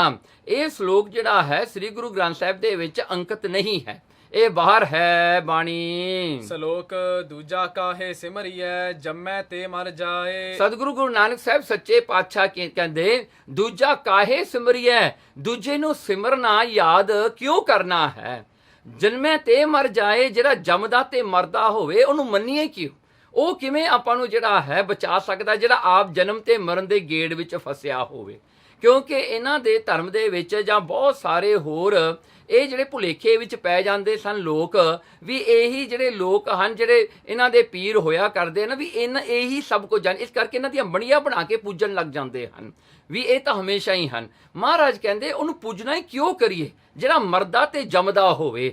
ਕਹਿੰਦਾ ਇਸ ਕਰਕੇ ਏਕੋ ਸਿਮਰੋ ਨਾਨਕਾ ਜਲ ਥਲ ਰਹਿਆ ਸਮਾਏ। ਚਾਹੀਦਾ ਤਾਂ ਇਹ ਹੈ ਕਿ ਇੱਕੋ ਹੀ ਉਹ ਖੁਦਾ, ਇੱਕ ਪਰਮਾਤਮਾ ਹੀ ਜਿਹੜਾ ਹੈ ਉਸਦਾ ਹੀ ਸਿਮਰਨ ਕਰਨਾ ਚਾਹੀਦਾ ਹੈ, ਉਸਦੀ ਹੀ ਜਿਹੜੀ ਹੈ ਪੂਜਾ ਕਰਨੀ ਚਾਹੀਦੀ ਹੈ। ਜਿਹੜਾ ਜਲ ਪਾਣੀ ਦੇ ਵਿੱਚ ਵੀ ਹੈ, ਥਲ ਜਿਹੜਾ ਧਰਤੀ ਤੇ ਵੀ ਸਾਰੇ ਕਿਤੇ ਸਮਾਇਆ ਹੋਇਆ ਹੈ, ਉਹੀ ਪਰਮਾਤਮਾ ਨੂੰ ਆਪਾਂ ਨੂੰ ਯਾਦ ਉਸਦਾ ਹੀ ਸਿਮਰਨ ਕਰਨਾ ਚਾਹੀਦਾ ਹੈ, ਉਸਦੇ ਵਿੱਚ ਹੀ ਆਪਣੀ ਸੁਰਤੀ ਨੂੰ ਜੋੜਨਾ ਚਾਹੀਦਾ ਹੈ। ਦੋਹਰਾ ਸੁਨੋ ਤੁਮਰੋ ਪੀਰ ਜੋ ਅਬ ਲਗ ਦੂਜੋ ਚੀਨ। ਤੇ ਦੇਖੋ ਹੁਣ ਗੁਰੂ ਨਾਨਕ ਸਾਹਿਬ ਸੱਚੇ ਪਾਤਸ਼ਾਹ ਜੀ ਨੇ ਇਹਦਾ ਜਿਹੜਾ ਹੈ ਇਹਦਾ ਕਨਕਲੂਸ਼ਨ ਦਿੱਤਾ। ਕਹਿੰਦੇ ਕਮਾਲ ਸੁਣ, ਤੁਮਰੋ ਪੀਰ ਜੋ ਤੇਰਾ ਪੀਰ ਹੈ ਸ਼ੇਖ ਬ੍ਰਹਮ, ਅਬ ਲਗ ਦੂਜੋ ਚੀਨ। ਉਹਨੇ ਦੂਜਾਪਣ ਜਿਹੜਾ ਹੈ ਜਾਣਿਆ ਹੈ, ਉਹਨੇ ਇੱਕੋ ਇੱਕ ਪਰਮਾਤਮਾ ਨੂੰ ਨਹੀਂ ਮੰਨਦਾ, ਉਹਦੇ ਵਾਸਤੇ ਪਰਮਾਤਮਾ ਵੀ ਹੈ ਤੇ ਇੱਕ ਹੋਰ ਵੀ ਹੈ, ਤੇ ਉਹ ਇੱਕ ਹੋਰ ਨੂੰ ਵੀ ਮੰਨਦਾ ਹੈ। ਤੇ ਇਸ ਕਰਕੇ ਉਹਦੇ ਵਾਸਤੇ ਕੇਵਲ ਪਰਮਾਤਮਾ ਹੀ ਨਹੀਂ, ਉਹਦੇ ਵਾਸਤੇ ਦੂਜਾਪਣ ਵੀ ਹੈ ਹਜੇ। ਨਹੀਂ ਖੁਦਾਏ ਪਛਾਨ ਤੇ ਮਾਰਗ ਮਿਲਨ ਨਾ ਲੀਨ। ਇਸ ਕਰਕੇ ਉਹਨੇ ਹਜੇ ਖੁਦਾ ਦੀ ਪਹਿਚਾਣ ਨਹੀਂ ਕੀਤੀ, ਉਹਨੂੰ ਪਤਾ ਹੀ ਨਹੀਂ ਖੁਦਾ ਕੌਣ ਹੈ, ਖੁਦਾ ਕਿਸ ਨੂੰ ਕਹਿੰਦੇ ਹਾਂ, ਖੁਦਾ ਪਰਮਾਤਮਾ ਕੌਣ ਹੁੰਦਾ ਹੈ। ਮਾਰਗ ਮਿਲਨ ਨਾ ਲੀਨ, ਉਸ ਪਰਮਾਤਮਾ ਨੂੰ ਮਿਲਣ ਵਾਲਾ ਰਸਤਾ ਹਜੇ ਤਾਂ ਤੇਰੇ ਪੀਰ ਨੇ ਫੜਿਆ ਹੀ ਨਹੀਂ, ਹਜੇ ਤਾਂ ਉਹ ਰਸਤੇ ਤੇ ਤੁਰਨਾ ਵੀ ਨਹੀਂ ਸ਼ੁਰੂ ਕੀਤਾ। ਕਹਿੰਦੇ ਉਹ ਰਸਤਾ ਤਾਂ ਪਰੇ ਹੈ, ਨਹੀਂ ਖੁਦਾ ਪਛਾਣਤ ਹੈ, ਉਹਨੇ ਤਾਂ ਖੁਦਾ ਦੀ ਪਛਾਣ ਹੀ ਕੋਈ ਨਾ ਕੀਤੀ ਹੁਣ ਤੱਕ। ਜੇ ਹਜੇ ਉਹਦੇ ਮਨ 'ਚ ਦੋ ਹੱਦਾਂ ਨੇ, ਕਹਿੰਦੇ ਜੇ ਇੱਕ ਸਾਹਿਬ ਹੈ ਦੋ ਹੱਦਾਂ, ਜੇ ਉਹ ਦੋ ਹੱਦਾਂ ਨੂੰ ਹਜੇ ਐਕਨੋਲੇਜ ਕਰ ਰਿਹਾ ਹੈ ਤਾਂ ਫਿਰ ਉਹਨੇ ਹਜੇ ਖੁਦਾ ਨੂੰ ਜਾਣਿਆ ਹੀ ਕੋਈ ਨਹੀਂ। ਜਿਹਨੇ ਪਰਮਾਤਮਾ ਨੂੰ ਜਾਣ ਲਿਆ ਉਹਨੇ ਤਾਂ ਸਾਰਿਆਂ ਵਿੱਚ ਇੱਕ ਦੇਖਿਆ ਹੈ। ਉਹਦੇ ਵਾਸਤੇ ਹੀ ਹਿੰਦੂ ਕੀ ਤੇ ਮੁਸਲਮਾਨ ਕੀ, ਉਹ ਤਾਂ ਇਹ ਗੱਲਾਂ ਤੋਂ ਉੱਤੇ ਉੱਠ ਖੜਦੇ ਹਨ। ਉਹਨਾਂ ਨੇ ਇਹ ਜਿਹੜਾ ਆਪਣੇ ਮਨ ਦੀ ਬਿਰਤੀ ਜਿਹੜੀ ਹੈ ਖੁਦਾ ਵਿੱਚ ਜਿਹਨੇ ਜੋੜ ਲਈ, ਉਹਨੂੰ ਦੂਜਾਪਣ ਨਹੀਂ ਦਿਸਦਾ। ਚੌਪਈ ਸੇਵ ਹੋ ਏਕ ਹੱਦ ਦੁਐ ਖੋਏ। ਦੇਖੋ ਸੇਵ ਹੋ ਏਕ, ਜੇ ਇੱਕ ਖੁਦਾ ਨੂੰ ਆਪਾਂ ਸੇਵਨਾ ਕਰੀਏ, ਯਾਦ ਕਰਨਾ ਕਰੀਏ, ਐਕਨੋਲੇਜ ਕਰੀਏ, ਹੱਦ ਦੁਐ ਖੋਏ, ਦੋ ਹੱਦਾਂ ਗਵਾਚ ਜਾਂਦੀਆਂ ਨੇ, ਉੱਥੇ ਦੂਜਾਪਣ ਨਹੀਂ ਰਹਿੰਦਾ, ਉੱਥੇ ਇੱਕੋ ਇੱਕ ਖੁਦਾ ਹੀ ਜਿਹੜਾ ਰਹਿ ਜਾਂਦਾ ਹੈ। ਸਭ ਕੋ ਕਰਨਹਾਰ ਹੈ ਜੋ, ਕਿਉਂਕਿ ਇੱਕੋ ਹੀ ਪਰਮਾਤਮਾ, ਇੱਕੋ ਹੀ ਖੁਦਾ ਹੈ ਜਿਹੜਾ ਸਾਰਿਆਂ ਦੇ ਕਰਨਹਾਰ ਕਰਤਾ ਹੈ, ਜੋ ਸਭ ਕੁਝ ਬਣਾਉਣ ਵਾਲਾ ਹੈ। ਇੱਕ ਖੁਦਾਏ ਰਵਿਓ ਸਭ ਮਾਹੀ, ਤੇ ਇੱਕੋ ਹੀ ਖੁਦਾ ਹੈ ਜਿਹੜਾ ਸਾਰਿਆਂ ਦੇ ਅੰਦਰ ਰਮਿਆ ਹੋਇਆ ਹੈ, ਜੋ ਸਾਰਿਆਂ ਦੇ ਅੰਦਰ ਆਤਮਾ ਰੂਪ ਕਰਕੇ ਵਸਿਆ ਹੋਇਆ ਹੈ। ਉਹ ਦੂਜਾ ਨਹੀਂ, ਇੱਕੋ ਇੱਕ ਪਰਮਾਤਮਾ ਹੀ ਹੈ। ਜਾਣੇ ਬਿਨ ਮਿਲਨ ਦੁਰਾਹੀ। ਹਾਂ, ਇਉਂ ਜਾਣੇ ਬਿਨ, ਇਹ ਜਿਹੜੀ ਫੈਕਟ ਜਿਹੜੀ ਹੈ, ਇਹ ਸੱਚਾਈ ਨੂੰ ਜਾਣਨ ਤੋਂ ਬਗੈਰ ਫਿਰ ਕਿਤੇ ਵੀ ਜਿਹੜਾ ਹੈ ਮਿਲਣਾ ਪਰਮਾਤਮਾ ਨੂੰ ਬਹੁਤ ਔਖਾ ਹੁੰਦਾ ਹੈ, ਨਹੀਂ ਮਿਲਿਆ ਜਾਂਦਾ ਪਰਮਾਤਮਾ ਨੂੰ। ਪਰਮਾਤਮਾ ਨੂੰ ਮਿਲਣਾ ਤਾਂ ਪਰਮਾਤਮਾ ਨੂੰ ਇੱਕ ਕਰਕੇ ਹੀ ਜਾਣਨਾ ਪੈਣਾ ਹੈ। ਮੁਸਲਮਾਨ ਨਾ ਹਿੰਦੂ ਕੋ। ਦੇਖੋ ਇਹ ਸੰਸਾਰ ਦੇ ਵਿੱਚ ਬੰਦਾ ਤਾਂ ਫਿਰਕਿਆਂ ਪ੍ਰਸਤੀ ਬਣਦਾ ਹੈ। ਬੰਦੇ ਜਿਹੜੇ ਹਨ ਡਿਵੀਜ਼ਨ ਪਾਉਂਦੇ ਹਨ, ਵੀ ਇਹ ਹਨ ਉਹ ਹਨ ਤੇ ਅਸੀਂ ਹਾਂ ਉਹ ਹੈ। ਤੇ ਕਹਿੰਦੇ ਮੁਸਲਮਾਨ ਨਾ ਹਿੰਦੂ ਕੋਈ, ਅਸਲ ਵਿੱਚ ਕਹਿੰਦੇ ਨਾ ਕੋਈ ਹਿੰਦੂ ਨਾ ਕੋਈ ਮੁਸਲਮਾਨ ਹੈ। ਇਹ ਕਿਵੇਂ ਕਹਿ ਸਕਦੇ ਹਾਂ ਵੀ ਮੁਸਲਮਾਨਾਂ ਦਾ ਰੱਬ ਹੋਰ ਹੈ ਤੇ ਹਿੰਦੂਆਂ ਦਾ ਹੋਰ ਹੈ? ਕਿਵੇਂ ਹੋ ਸਕਦਾ ਹੈ? ਜਾਂ ਫਿਰ ਇਹ ਵੀ ਨਹੀਂ ਹੋ ਸਕਦਾ ਕਿ ਮੁਸਲਮਾਨਾਂ ਨੂੰ ਰੱਬ ਨੇ ਬਣਾਇਆ ਹੈ ਤੇ ਹਿੰਦੂਆਂ ਨੂੰ ਹੋਰ ਕਿਸੇ ਨੇ ਬਣਾਇਆ। ਇਹ ਕਿਵੇਂ ਹੋ ਸਕਦਾ ਹੈ? ਕਿਉਂਕਿ ਬਣਾਉਣ ਵਾਲਾ ਤਾਂ ਇੱਕੋ ਹੀ ਪਰਮਾਤਮਾ ਹੀ ਹੈ ਨਾ। ਕਰਨਹਾਰ ਸਭ ਕੋ ਇੱਕ ਹੋ। ਕਿਉਂਕਿ ਕਰਨਹਾਰ, ਕਰਨ ਵਾਲਾ, ਬਣਾਉਣ ਵਾਲਾ ਸਾਰਿਆਂ ਦਾ ਇੱਕੋ ਹੀ ਪਰਮਾਤਮਾ ਖੁਦਾ ਹੈ। ਪੱਖੇ ਬਾਦ ਮੈਂ ਉਰਜੇ ਜੋਈ। ਦੇਖੋ ਜੋ ਪੱਖਬਾਜ਼ ਹੁੰਦਾ ਹੈ, ਜੋ ਪੱਖ ਕਰਦਾ ਹੈ ਵੀ ਮੈਂ ਮੁਸਲਮਾਨਾਂ ਦੇ ਨਾਲ ਹਾਂ, ਮੁਸਲਮਾਨ ਚੰਗੇ ਨੇ, ਹਿੰਦੂ ਮਾੜੇ ਨੇ, ਜਿਹੜੇ ਹਿੰਦੂ ਨੇ ਉਹ ਕਹਿੰਦੇ ਹਿੰਦੂ ਚੰਗੇ ਨੇ, ਮੁਸਲਮਾਨ ਮਾੜੇ ਨੇ। ਇਹ ਜਿਹੜਾ ਪੱਖਬਾਜ਼ ਹੁੰਦਾ ਹੈ ਨਾ, ਪੱਖ ਕਰਨਾ, ਇੱਕ ਸਾਈਡ ਲੈਣੀ, ਜੇ ਸ੍ਰਿਸ਼ਟੀ ਦੀ ਇੱਕ ਜਿਹੜੀ ਹਨ ਗਰੁੱਪ ਨਾਲ ਜੁੜ ਜਾਣਾ ਤੇ ਦੂਜਿਆਂ ਨੂੰ ਮਾੜਾ ਕਹਿਣਾ, ਇਹਨੂੰ ਪਿੱਖਬਾਜ਼ ਜਿਹੜਾ ਹਨ ਪੱਖੇਬਾਜ਼ ਵਿੱਚ ਜੋ ਬੰਦੇ ਉਲਝ ਜਾਂਦੇ ਹਨ।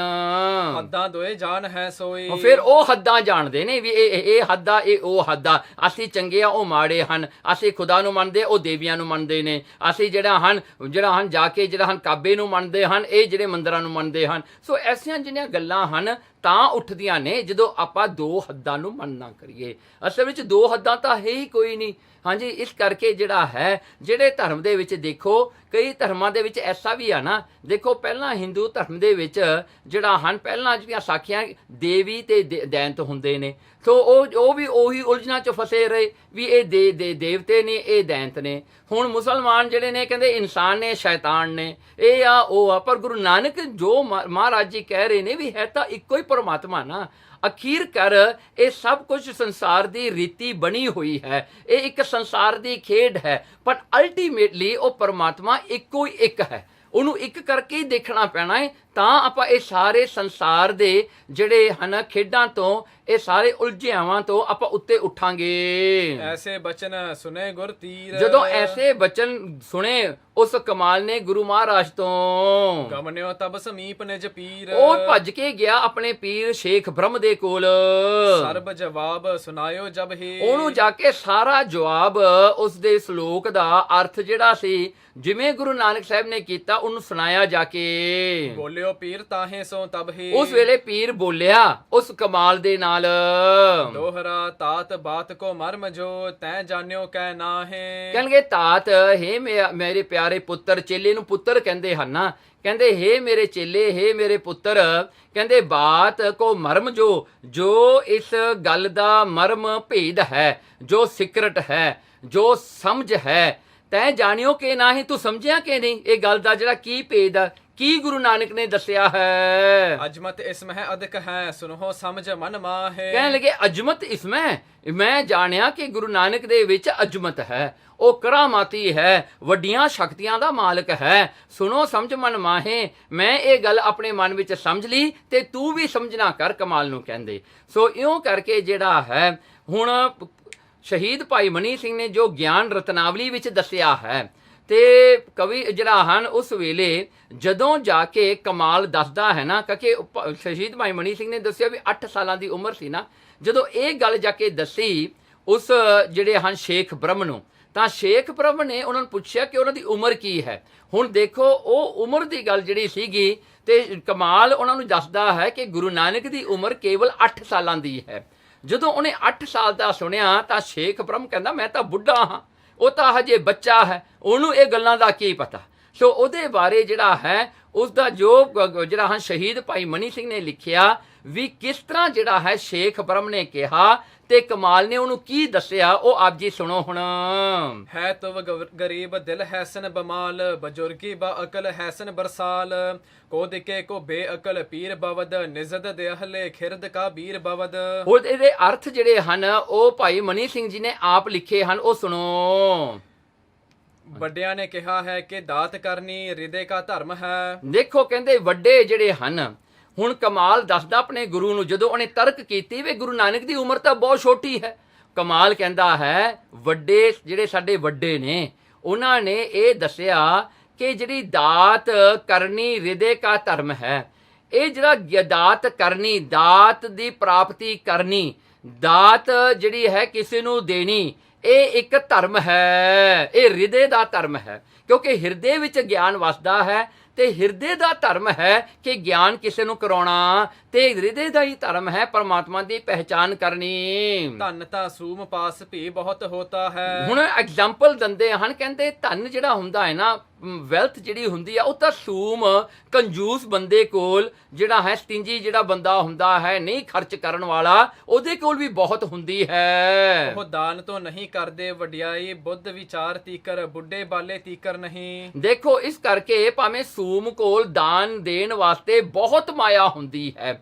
ਉਹਦੇ ਕੋਲ ਰਿਸੋਰਸਸ ਬਹੁਤ ਹੁੰਦੇ ਨੇ, ਪਰ ਉਹ ਕਰਦਾ ਨਹੀਂ, ਕਿਉਂਕਿ ਉਹਦੇ ਕੋਲ ਦਿਲ ਨਹੀਂ ਹੈਗਾ ਕਰਨ ਵਾਲਾ। ਭਾਵੇਂ ਕਿੰਨੀ ਵੀ ਮਾਇਆ ਹੈ, ਉਹਦੇ ਦਰ ਤੇ ਕੋਈ ਆ ਕੇ 1 ਟਕਾ ਵੀ ਮੰਗੇ ਉਹ ਵੀ ਨਹੀਂ ਦਿੰਦਾ, ਕਿਉਂਕਿ ਉਹਦੇ ਕੋਲ ਦਿਲ ਨਹੀਂ ਹੈਗਾ ਦੇਣ ਵਾਸਤੇ, ਭਾਵੇਂ ਮਾਇਆ ਉਹਨੂੰ ਬਹੁਤ ਦਿੱਤੀ ਹੋਵੇ। ਸੋ ਇਸ ਪ੍ਰਕਾਰ ਕਰਕੇ ਜਿਹੜੇ ਧਨੀ ਬੰਦੇ ਨੇ, ਕੰਜੂਸ ਬੰਦੇ ਨੇ, ਮਾਇਆ ਵੱਲੋਂ ਕੋਈ ਘਾਟਾ ਨਹੀਂ, ਪਰ ਦੇਣ ਵੱਲੋਂ ਉਹਨਾਂ ਦਾ ਮਨ ਹੈ ਨਹੀਂ, ਦਿਲ ਹੈ ਨਹੀਂ ਦੇਣ ਨੂੰ, ਇਸ ਕਰਕੇ ਉਹ ਕਿਸੇ ਨੂੰ ਦਾਨ ਨਹੀਂ ਕਰਦੇ। ਇਸੇ ਪ੍ਰਕਾਰ ਕਹਿੰਦੇ ਵਡਿਆਈ ਬੁੱਧ ਵਿਚਾਰ, ਜਿਹੜੀ ਵਡਿਆਈ ਕਿਸੇ ਨੂੰ ਦੇਣੀ, ਕਿਸੇ ਨੂੰ ਗਿਆਨ ਕਰਾਉਣਾ, ਕਿਸੇ ਨੂੰ ਆਪਣੀ ਵਿਚਾਰ ਕਰਕੇ ਉਸਨੂੰ ਐਨਲਾਈਟਮੈਂਟ ਦੇਣਾ, ਕਹਿੰਦੇ ਬੁੱਢੇ ਬਾਲੇ ਤਿੱਕਰ ਨਹੀਂ, ਕਹਿੰਦੇ ਬੁੱਢੇ ਵਾਲਿਆਂ ਦਾ ਕੰਮ ਤਾਂ ਹੈ ਹੀ ਨਹੀਂ, ਕਿਉਂਕਿ ਜਿਹੜਾ ਬੁੱਢਾ ਬੰਦਾ ਵੀ ਹੋਏ, ਪਹਿਲੀ ਗੱਲ ਜੇ ਉਹ ਇਹਦਾ ਜ਼ਰੂਰੀ ਨਹੀਂ ਵੀ ਉਹਦੇ ਕੋਲ ਗਿਆਨ ਹੈਗਾ, ਜੇ ਹੋਵੇ ਵੀ ਤਾਂ ਉਹ ਦੇਣਾ ਨਹੀਂ ਚਾਹੁੰਦਾ, ਤਾਂ ਫਿਰ ਉਹਦੇ ਗਿਆਨ ਦਾ ਫਾਇਦਾ ਵੀ ਕੀ ਹੈ, ਜਿਵੇਂ ਕੰਜੂਸ ਦੇ ਧਨ ਦਾ ਵੀ ਕਿਸੇ ਨੂੰ ਫਾਇਦਾ ਨਹੀਂ ਹੁੰਦਾ, ਕਿਉਂਕਿ ਇੱਕ ਬੁੱਢੇ ਅਗਿਆਨੀ ਹੋਤੇ ਹੈ। ਤੇ ਫਿਰ ਦੂਜਾ ਸਿਨੈਰੀਓ ਇਹ ਹੈ, ਬੁੱਢੇ ਵੀ ਤਾਂ ਅਗਿਆਨੀਓ ਹੁੰਦੇ ਨਾ, ਇਹ ਤਾਂ ਨਹੀਂ ਮਤਲਬ ਕਿ ਬੰਦਾ ਬੁੱਢਾ ਹੋ ਗਿਆ ਉਹ ਗਿਆਨਵਾਨ ਹੋ ਗਿਆ, ਕਈ ਬੁੱਢੇ ਵੀ ਐਸੇ ਨੇ ਜਿਨ੍ਹਾਂ ਕੋਲ ਗਿਆਨ ਬਿਲਕੁਲ ਨਹੀਂ ਹੁੰਦਾ। ਅਰ ਬਾਲਕੇ ਗਿਆਨੀ ਹੋਤੇ ਹੈ। ਤੇ ਬਾਲਕ ਜਿਹੜੇ ਹੁੰਦੇ ਨੇ ਕਈ ਵਾਰੀ ਉਹਨਾਂ ਕੋਲ ਗਿਆਨ ਜ਼ਿਆਦੇ ਹੁੰਦਾ ਹੈ ਬੁੱਢਿਆਂ ਨਾਲੋਂ। ਸੋ ਜਿਸ ਬਾਲਕੇ ਪਾਸ ਬੁੱਧ ਵਿਚਾਰ ਭਗਤ ਹੋਤੀ ਹੈ। ਦੇਖੋ ਜਿਸ ਬਾਲਕ ਕੋਲ ਇਹ ਜਿਹੜੇ ਬੁੱਧ ਵਿਚਾਰ ਤੇ ਭਗਤੀ ਹੁੰਦੀ ਹੈ, ਕਮਾਈ ਹੁੰਦੀ ਹੈ, ਸੋਈ ਜਗਿਆਸੀਆਂ ਕੇ ਭਾਣੇ ਬੜਾ ਹੁੰਦਾ ਹਾਂ ਹੈ। ਜਗਿਆਸੀਆਂ ਵਾਸਤੇ, ਜਗਿਆਸੀ ਉਹ ਨੇ ਜਿਹੜੇ ਪਰਮਾਤਮਾ ਨੂੰ ਪਾਉਣ ਵਾਸਤੇ ਜਿਹੜੇ ਹਨ ਹਿੰਮਤ ਕਰਦੇ ਨੇ, ਕੋਸ਼ਿਸ਼ ਕਰਦੇ ਨੇ, ਜੋ ਕਮਾਈਆਂ ਕਰਦੇ ਨੇ ਪਰਮਾਤਮਾ ਦੀ ਪ੍ਰਾਪਤੀ ਵਾਸਤੇ। ਜਗਿਆਸੂ ਜੋ ਪਰਮਾਤਮਾ ਦੇ ਰਸਤੇ ਤੁਰੇ ਹੋਏ ਨੇ, ਉਹਨਾਂ ਵਾਸਤੇ ਤਾਂ ਉਹ ਬਾਲਕ ਵੀ ਵੱਡਾ ਹੈ ਬੁੱਢਿਆਂ ਨਾਲੋਂ, ਜਿਹੜਾ ਕਿ ਉਹਨਾਂ ਦੇ ਰਸਤੇ ਤੇ ਉਹਨਾਂ ਦੀ ਮਦਦ ਕਰੇ, ਉਹਨਾਂ ਨੂੰ ਕੁਝ ਦੱਸੇ। ਇਸ ਪ੍ਰਕਾਰ ਕਰਕੇ ਕਮਾਲ ਨੇ ਇਹ ਜਿਹੜਾ ਹੈ ਭਾਈ ਮਨੀ ਸਿੰਘ ਜੀ ਨੇ ਲਿਖਿਆ, ਜਦੋਂ ਸ਼ੇਖ ਬ੍ਰਹਮ ਨੇ ਉਸ ਵੇਲੇ ਤਰਕ ਕੀਤੀ। ਪਰ ਹੁਣ ਇੱਥੇ ਜਿਹੜੀ ਸਾਖੀ ਆਈ ਹੈ ਜੋ ਕਿ ਇੱਥੇ ਕਵੀ ਸੰਤੋਖ ਸਿੰਘ ਜੀ ਨੇ ਲਿਖੀ, ਤਾਂ ਇਹ ਜਿਹੜਾ ਸ਼ੇਖ, ਕਿਉਂਕਿ ਉੱਥੇ ਜਿਹੜੀ ਸਾਖੀ ਸ਼ਹੀਦ ਭਾਈ ਮਨੀ ਸਿੰਘ ਨੇ ਲਿਖੀ ਹੈ ਗਿਆਨ ਰਤਨਾਵਲੀ ਵਿੱਚ ਬਹੁਤ ਵਿਸਥਾਰ ਦੇ ਨਾਲ ਲਿਖੀ ਹੈ, ਇੰਨੀ ਡਿਟੇਲ ਨਾਲ ਉਹਨਾਂ ਨੇ ਲਿਖੀ ਹੈ, ਤੇ ਕਿੰਨੇ ਹੀ ਜਿਹੜੇ ਹਨ ਸ਼ਲੋਕ ਛੱਕੇ ਜਿਹੜੇ ਹਨ, ਜਿਹੜੇ ਆਸਾ ਦੀ ਵਾਰ ਦੇ ਹਨ, ਉਹਨਾਂ ਦੇ ਅਰਥ ਕਰ ਕਰਕੇ ਗੁਰੂ ਨਾਨਕ ਨੇ ਸ਼ੇਖ ਬ੍ਰਹਮ ਨੂੰ ਸਮਝਾਇਆ। ਤੇ ਕਿਉਂਕਿ ਸ਼ੇਖ ਬ੍ਰਹਮ ਜਦੋਂ ਗੁਰੂ ਨਾਨਕ ਕੋਲ ਆਇਆ, ਸ਼ੇਖ ਬ੍ਰਹਮ ਬੁੱਢਾ ਸੀ, ਗੁਰੂ ਨਾਨਕ ਹਜੇ ਬਹੁਤ ਯੰਗ ਸੀ ਉਹਦੀ ਉਮਰ ਤੋਂ, ਤੇ ਉਹਨੇ ਸੋਚਿਆ ਸੀ ਮੈਂ ਗੁਰੂ ਨਾਨਕ ਦਾ ਅੱਜ ਤੱਕ ਕੋਈ ਗੁਰੂ ਨਹੀਂ ਹੈਗਾ। ਤੇ ਇਹ ਗੱਲ ਦਾ ਉਹਨਾਂ ਨੂੰ ਪਤਾ ਸੀਗਾ ਵੀ ਗੁਰੂ ਨਾਨਕ ਤਾਂ ਕੋਈ ਗੁਰੂ ਨਹੀਂ ਹੈ, ਤੇ ਉਹ ਚਾਹੁੰਦਾ ਸੀ ਵੀ ਮੈਂ ਗੁਰੂ ਨਾਨਕ ਦਾ ਗੁਰੂ ਬਣ ਜਾਵਾਂ। ਉਹਨਾਂ ਨੇ ਬੜੀਆਂ ਤਰਕਾਂ ਕੀਤੀਆਂ, ਬੜੀਆਂ ਕੁਐਸਚਨ ਕੀਤੇ। ਉਹ ਚਾਹੁੰਦਾ ਸੀ ਵੀ ਗੁਰੂ ਨਾਨਕ ਹਾਰ ਜਾਵੇ ਤੇ ਮੈਂ ਇਹਨੂੰ ਆਪਣਾ ਚੇਲਾ ਬਣਾ ਲਵਾਂ, ਇਹਨੂੰ ਮੈਂ ਫਸਾ ਲਵਾਂ ਆਪਣੇ ਗਿਆਨ ਦੇ ਵਿੱਚ। ਪਰ ਗੁਰੂ ਨਾਨਕ ਸੱਚੇ ਪਾਤਸ਼ਾਹ ਨੂੰ ਕੌਣ ਹਰਾ ਸਕਦਾ ਸੀ? ਤੇ ਮਹਾਰਾਜ ਨੇ ਉਹਨੂੰ ਬੜੇ ਵਿਸਤਾਰ ਨਾਲ ਇੱਕ ਇੱਕ ਗੱਲ ਦਾ ਬੜੇ ਸੋਹਣੇ ਸੋਹਣੇ ਆਨਸਰ ਦਿੱਤੇ। ਉਹਦੇ ਵਿੱਚ ਕਈ ਸ਼ਲੋਕਾਂ ਦੇ ਅਰਥ ਵੀ ਆਉਂਦੇ ਹਨ। ਪਰ ਹੁਣ ਆਪਾਂ ਸਾਖੀ ਇਹ ਵਿਚਾਰਨੀ ਹੈ ਜਿਵੇਂ ਕਵੀ ਸੰਤੋਖ ਸਿੰਘ ਜੀ ਨੇ ਲਿਖੀ ਹੈ। ਉਤਲਾ ਫਿਰ ਪੜ੍ਹ ਦੋ ਕਿਦਲੀ ਤਾਤ ਬਾਤ ਕੋ ਮਰਮ ਜੋ ਤੈ ਜਾਣਿਓ ਕਹਿ ਨਾ ਹੈ। ਸੋ ਇਸ ਕਰ ਕਮਾਲ ਹੈ ਮੇਰੇ ਪੁੱਤਰ, ਇਸ ਜਿਹੜਾ ਹਨ ਬਚਨ ਗੁਰੂ ਨਾਨਕ ਸਾਹਿਬ ਸੱਚੇ ਪਾਤਸ਼ਾਹ ਜੀ ਦੇ ਤੂੰ ਕਿਸ ਤਰ੍ਹਾਂ ਸਮਝੇ ਹਨ, ਜਾਂ ਸਮਝੇ ਹਾਂ ਕਿ ਨਹੀਂ ਸਮਝੇ ਵੀ। ਅਜਮਤ ਇਸ ਮਹਿ ਅਧਿਕ ਹੈ ਸੁਨੋ ਸਮਝ ਮਨ ਮਾਹੇ। ਤੇ ਪਰ ਇੱਕ ਗੱਲ ਹੈ ਮੈਂ ਜਾਣ ਲਿਆ, ਜਿਹੜਾ ਹਨ ਅਜਮਤ ਬਹੁਤ ਹੈ, ਸ਼ਕਤੀਵਾਨ ਹਨ ਗੁਰੂ ਨਾਨਕ ਸਾਹਿਬ ਸੱਚੇ ਪਾਤਸ਼ਾਹ ਜੀ। ਕਹਿੰਦੇ ਸੁਣੋ ਸਮਝ ਮਨ ਮਾਹੇ, ਆਪਣੇ ਮਨ ਵਿੱਚ ਤੂੰ ਸਮਝ ਲੈ ਇਹ ਗੱਲ ਨੂੰ। ਚੌਪਈ ਦ્વੈਤ ਖੋਏ ਜਿਨ ਇੱਕ ਪਛਾਨਾ। ਦੇਖੋ ਜਿਹੜੇ ਇਨਸਾਨ ਨੇ, ਜਿਹਨੇ ਵੀ ਜਿਹੜੇ ਸੰਤ ਮਹਾਪੁਰਸ਼ ਨੇ ਦ્વੈਤ, ਦੂਜਾਪਨ, ਦੋਪਣਾ, ਜਿਹੜਾ ਡਾਊਟ ਜਿਹੜਾ ਹੈ, ਜਿਨ੍ਹਾਂ ਦਾ ਡਾਊਟ ਦੂਰ ਹੋ ਗਿਆ ਤੇ ਉਹਨੇ ਇੱਕ ਪਰਮਾਤਮਾ ਦੀ ਪਹਿਚਾਨ ਕਰ ਲਈ। ਮਿਲ ਹੈ ਖੁਦਾ ਸੇ ਮਨੁਜ ਸੁਜਾਨਾ। ਦੇਖੋ ਉਹੀ ਪਰਮਾਤਮਾ ਨੂੰ ਮਿਲਦੇ ਹਨ ਜਾ ਕੇ, ਉਹੀ ਖੁਦਾ ਕੋਲ ਪਹੁੰਚਦੇ ਹਨ, ਉਹੀ ਮਨੁੱਖ ਜਿਹੜੇ ਸਿਆਣੇ ਹਨ। ਮੈਂ ਕੋ ਕਿੰਨੋ ਵੰਨ ਉਠਾਉ। ਦੇਖੋ ਮੈਂ ਲੈ ਕੇ ਜਿਹੜਾ ਹੈ, ਕਹਿੰਦਾ ਮੈਨੂੰ ਲੈ ਕੇ ਤੂੰ ਉਹਨਾਂ ਕੋਲ ਚੱਲ। ਕਹਿੰਦਾ ਕਿ ਨਾ ਹੂੰ, ਕਹਿੰਦਾ ਕਿ ਮੈਨੂੰ ਲੈ ਕੇ ਵਾਪਸ ਤੂੰ ਉਹਨਾਂ ਕੋਲ ਲੈ ਕੇ ਜਾ, ਮੈਂ ਵੀ ਉਹਨਾਂ ਦੇ ਦਰਸ਼ਨ ਕਰਨੇ। ਸ਼ੇਖ ਬ੍ਰਹਮ ਕਹਿੰਦਾ ਤੇਹ ਦੀਦਾਰ ਕਰ ਔਰ ਸੁਖ ਪਾਉ। ਤੇ ਮੈਂ ਵੀ ਉਹਨਾਂ ਦੇ ਦੀਦਾਰ ਦਰਸ਼ਨ ਕਰਕੇ ਸੁਖ ਪਾਵਾਂ। ਕਰ ਮੁਰੀਦ ਆਗਿਆ ਤਹਿ ਕਾਲਾ। ਤੇ ਕਰ ਮੁਰੀਦ, ਆਪਣੇ ਮੁਰੀਦ ਆਪਣੇ ਜਿਹੜੇ ਹਨ ਚੇਲੇ ਨੂੰ, ਕਮਾਲ ਨੂੰ ਮੂਹਰੇ ਲਾ ਕੇ ਸ਼ੇਖ ਬ੍ਰਹਮ ਉਹਦੇ ਪਿੱਛੇ ਪਿੱਛੇ ਚੱਲਦਾ ਹੈ। ਛੱਡਿਓ ਪੀਰ ਸਿਵਕਾ ਪਰ ਚਾਲਾ। ਤੇ ਇਹ ਜਿਹੜਾ ਪੀਰ ਹੈ ਉਹ ਆਪਣੇ ਸਿਵਕਾ ਆਪਣੀ ਪਾਲਕੀ ਤੇ ਚੜ ਕੇ ਜਾ ਰਿਹਾ ਹੈ। ਸ੍ਰੀ ਗੁਰ ਨਦਰ ਪਰੇ ਤੇ ਜਬ ਹੀ। ਪਰ ਜਦੋਂ ਉਹਦੀ ਨਿਗਾਹ ਗੁਰੂ ਨਾਨਕ ਸਾਹਿਬ ਸੱਚੇ ਪਾਤਸ਼ਾਹ ਤੇ ਪਈ, ਸ਼ੇਖ ਬ੍ਰਹਮ ਦੇ ਆਪਣੇ ਜਿਹੜੇ ਪਾਲਕੀ ਵਿੱਚ ਬੈਠਿਆ ਹੋਇਆ, ਉੱਤਰ ਚਲਿਓ ਪੈਰਨ ਸੋ ਤਬ ਹੀ। ਉਸੇ ਵੇਲੇ ਉਹ ਪਾਲਕੀ ਤੋਂ ਥੱਲੇ ਉੱਤਰ ਆਇਆ ਗੁਰੂ ਨਾਨਕ ਸੱਚੇ ਪਾਤਸ਼ਾਹ ਜੀ ਦੇ ਸਤਿਕਾਰ ਵਾਸਤੇ।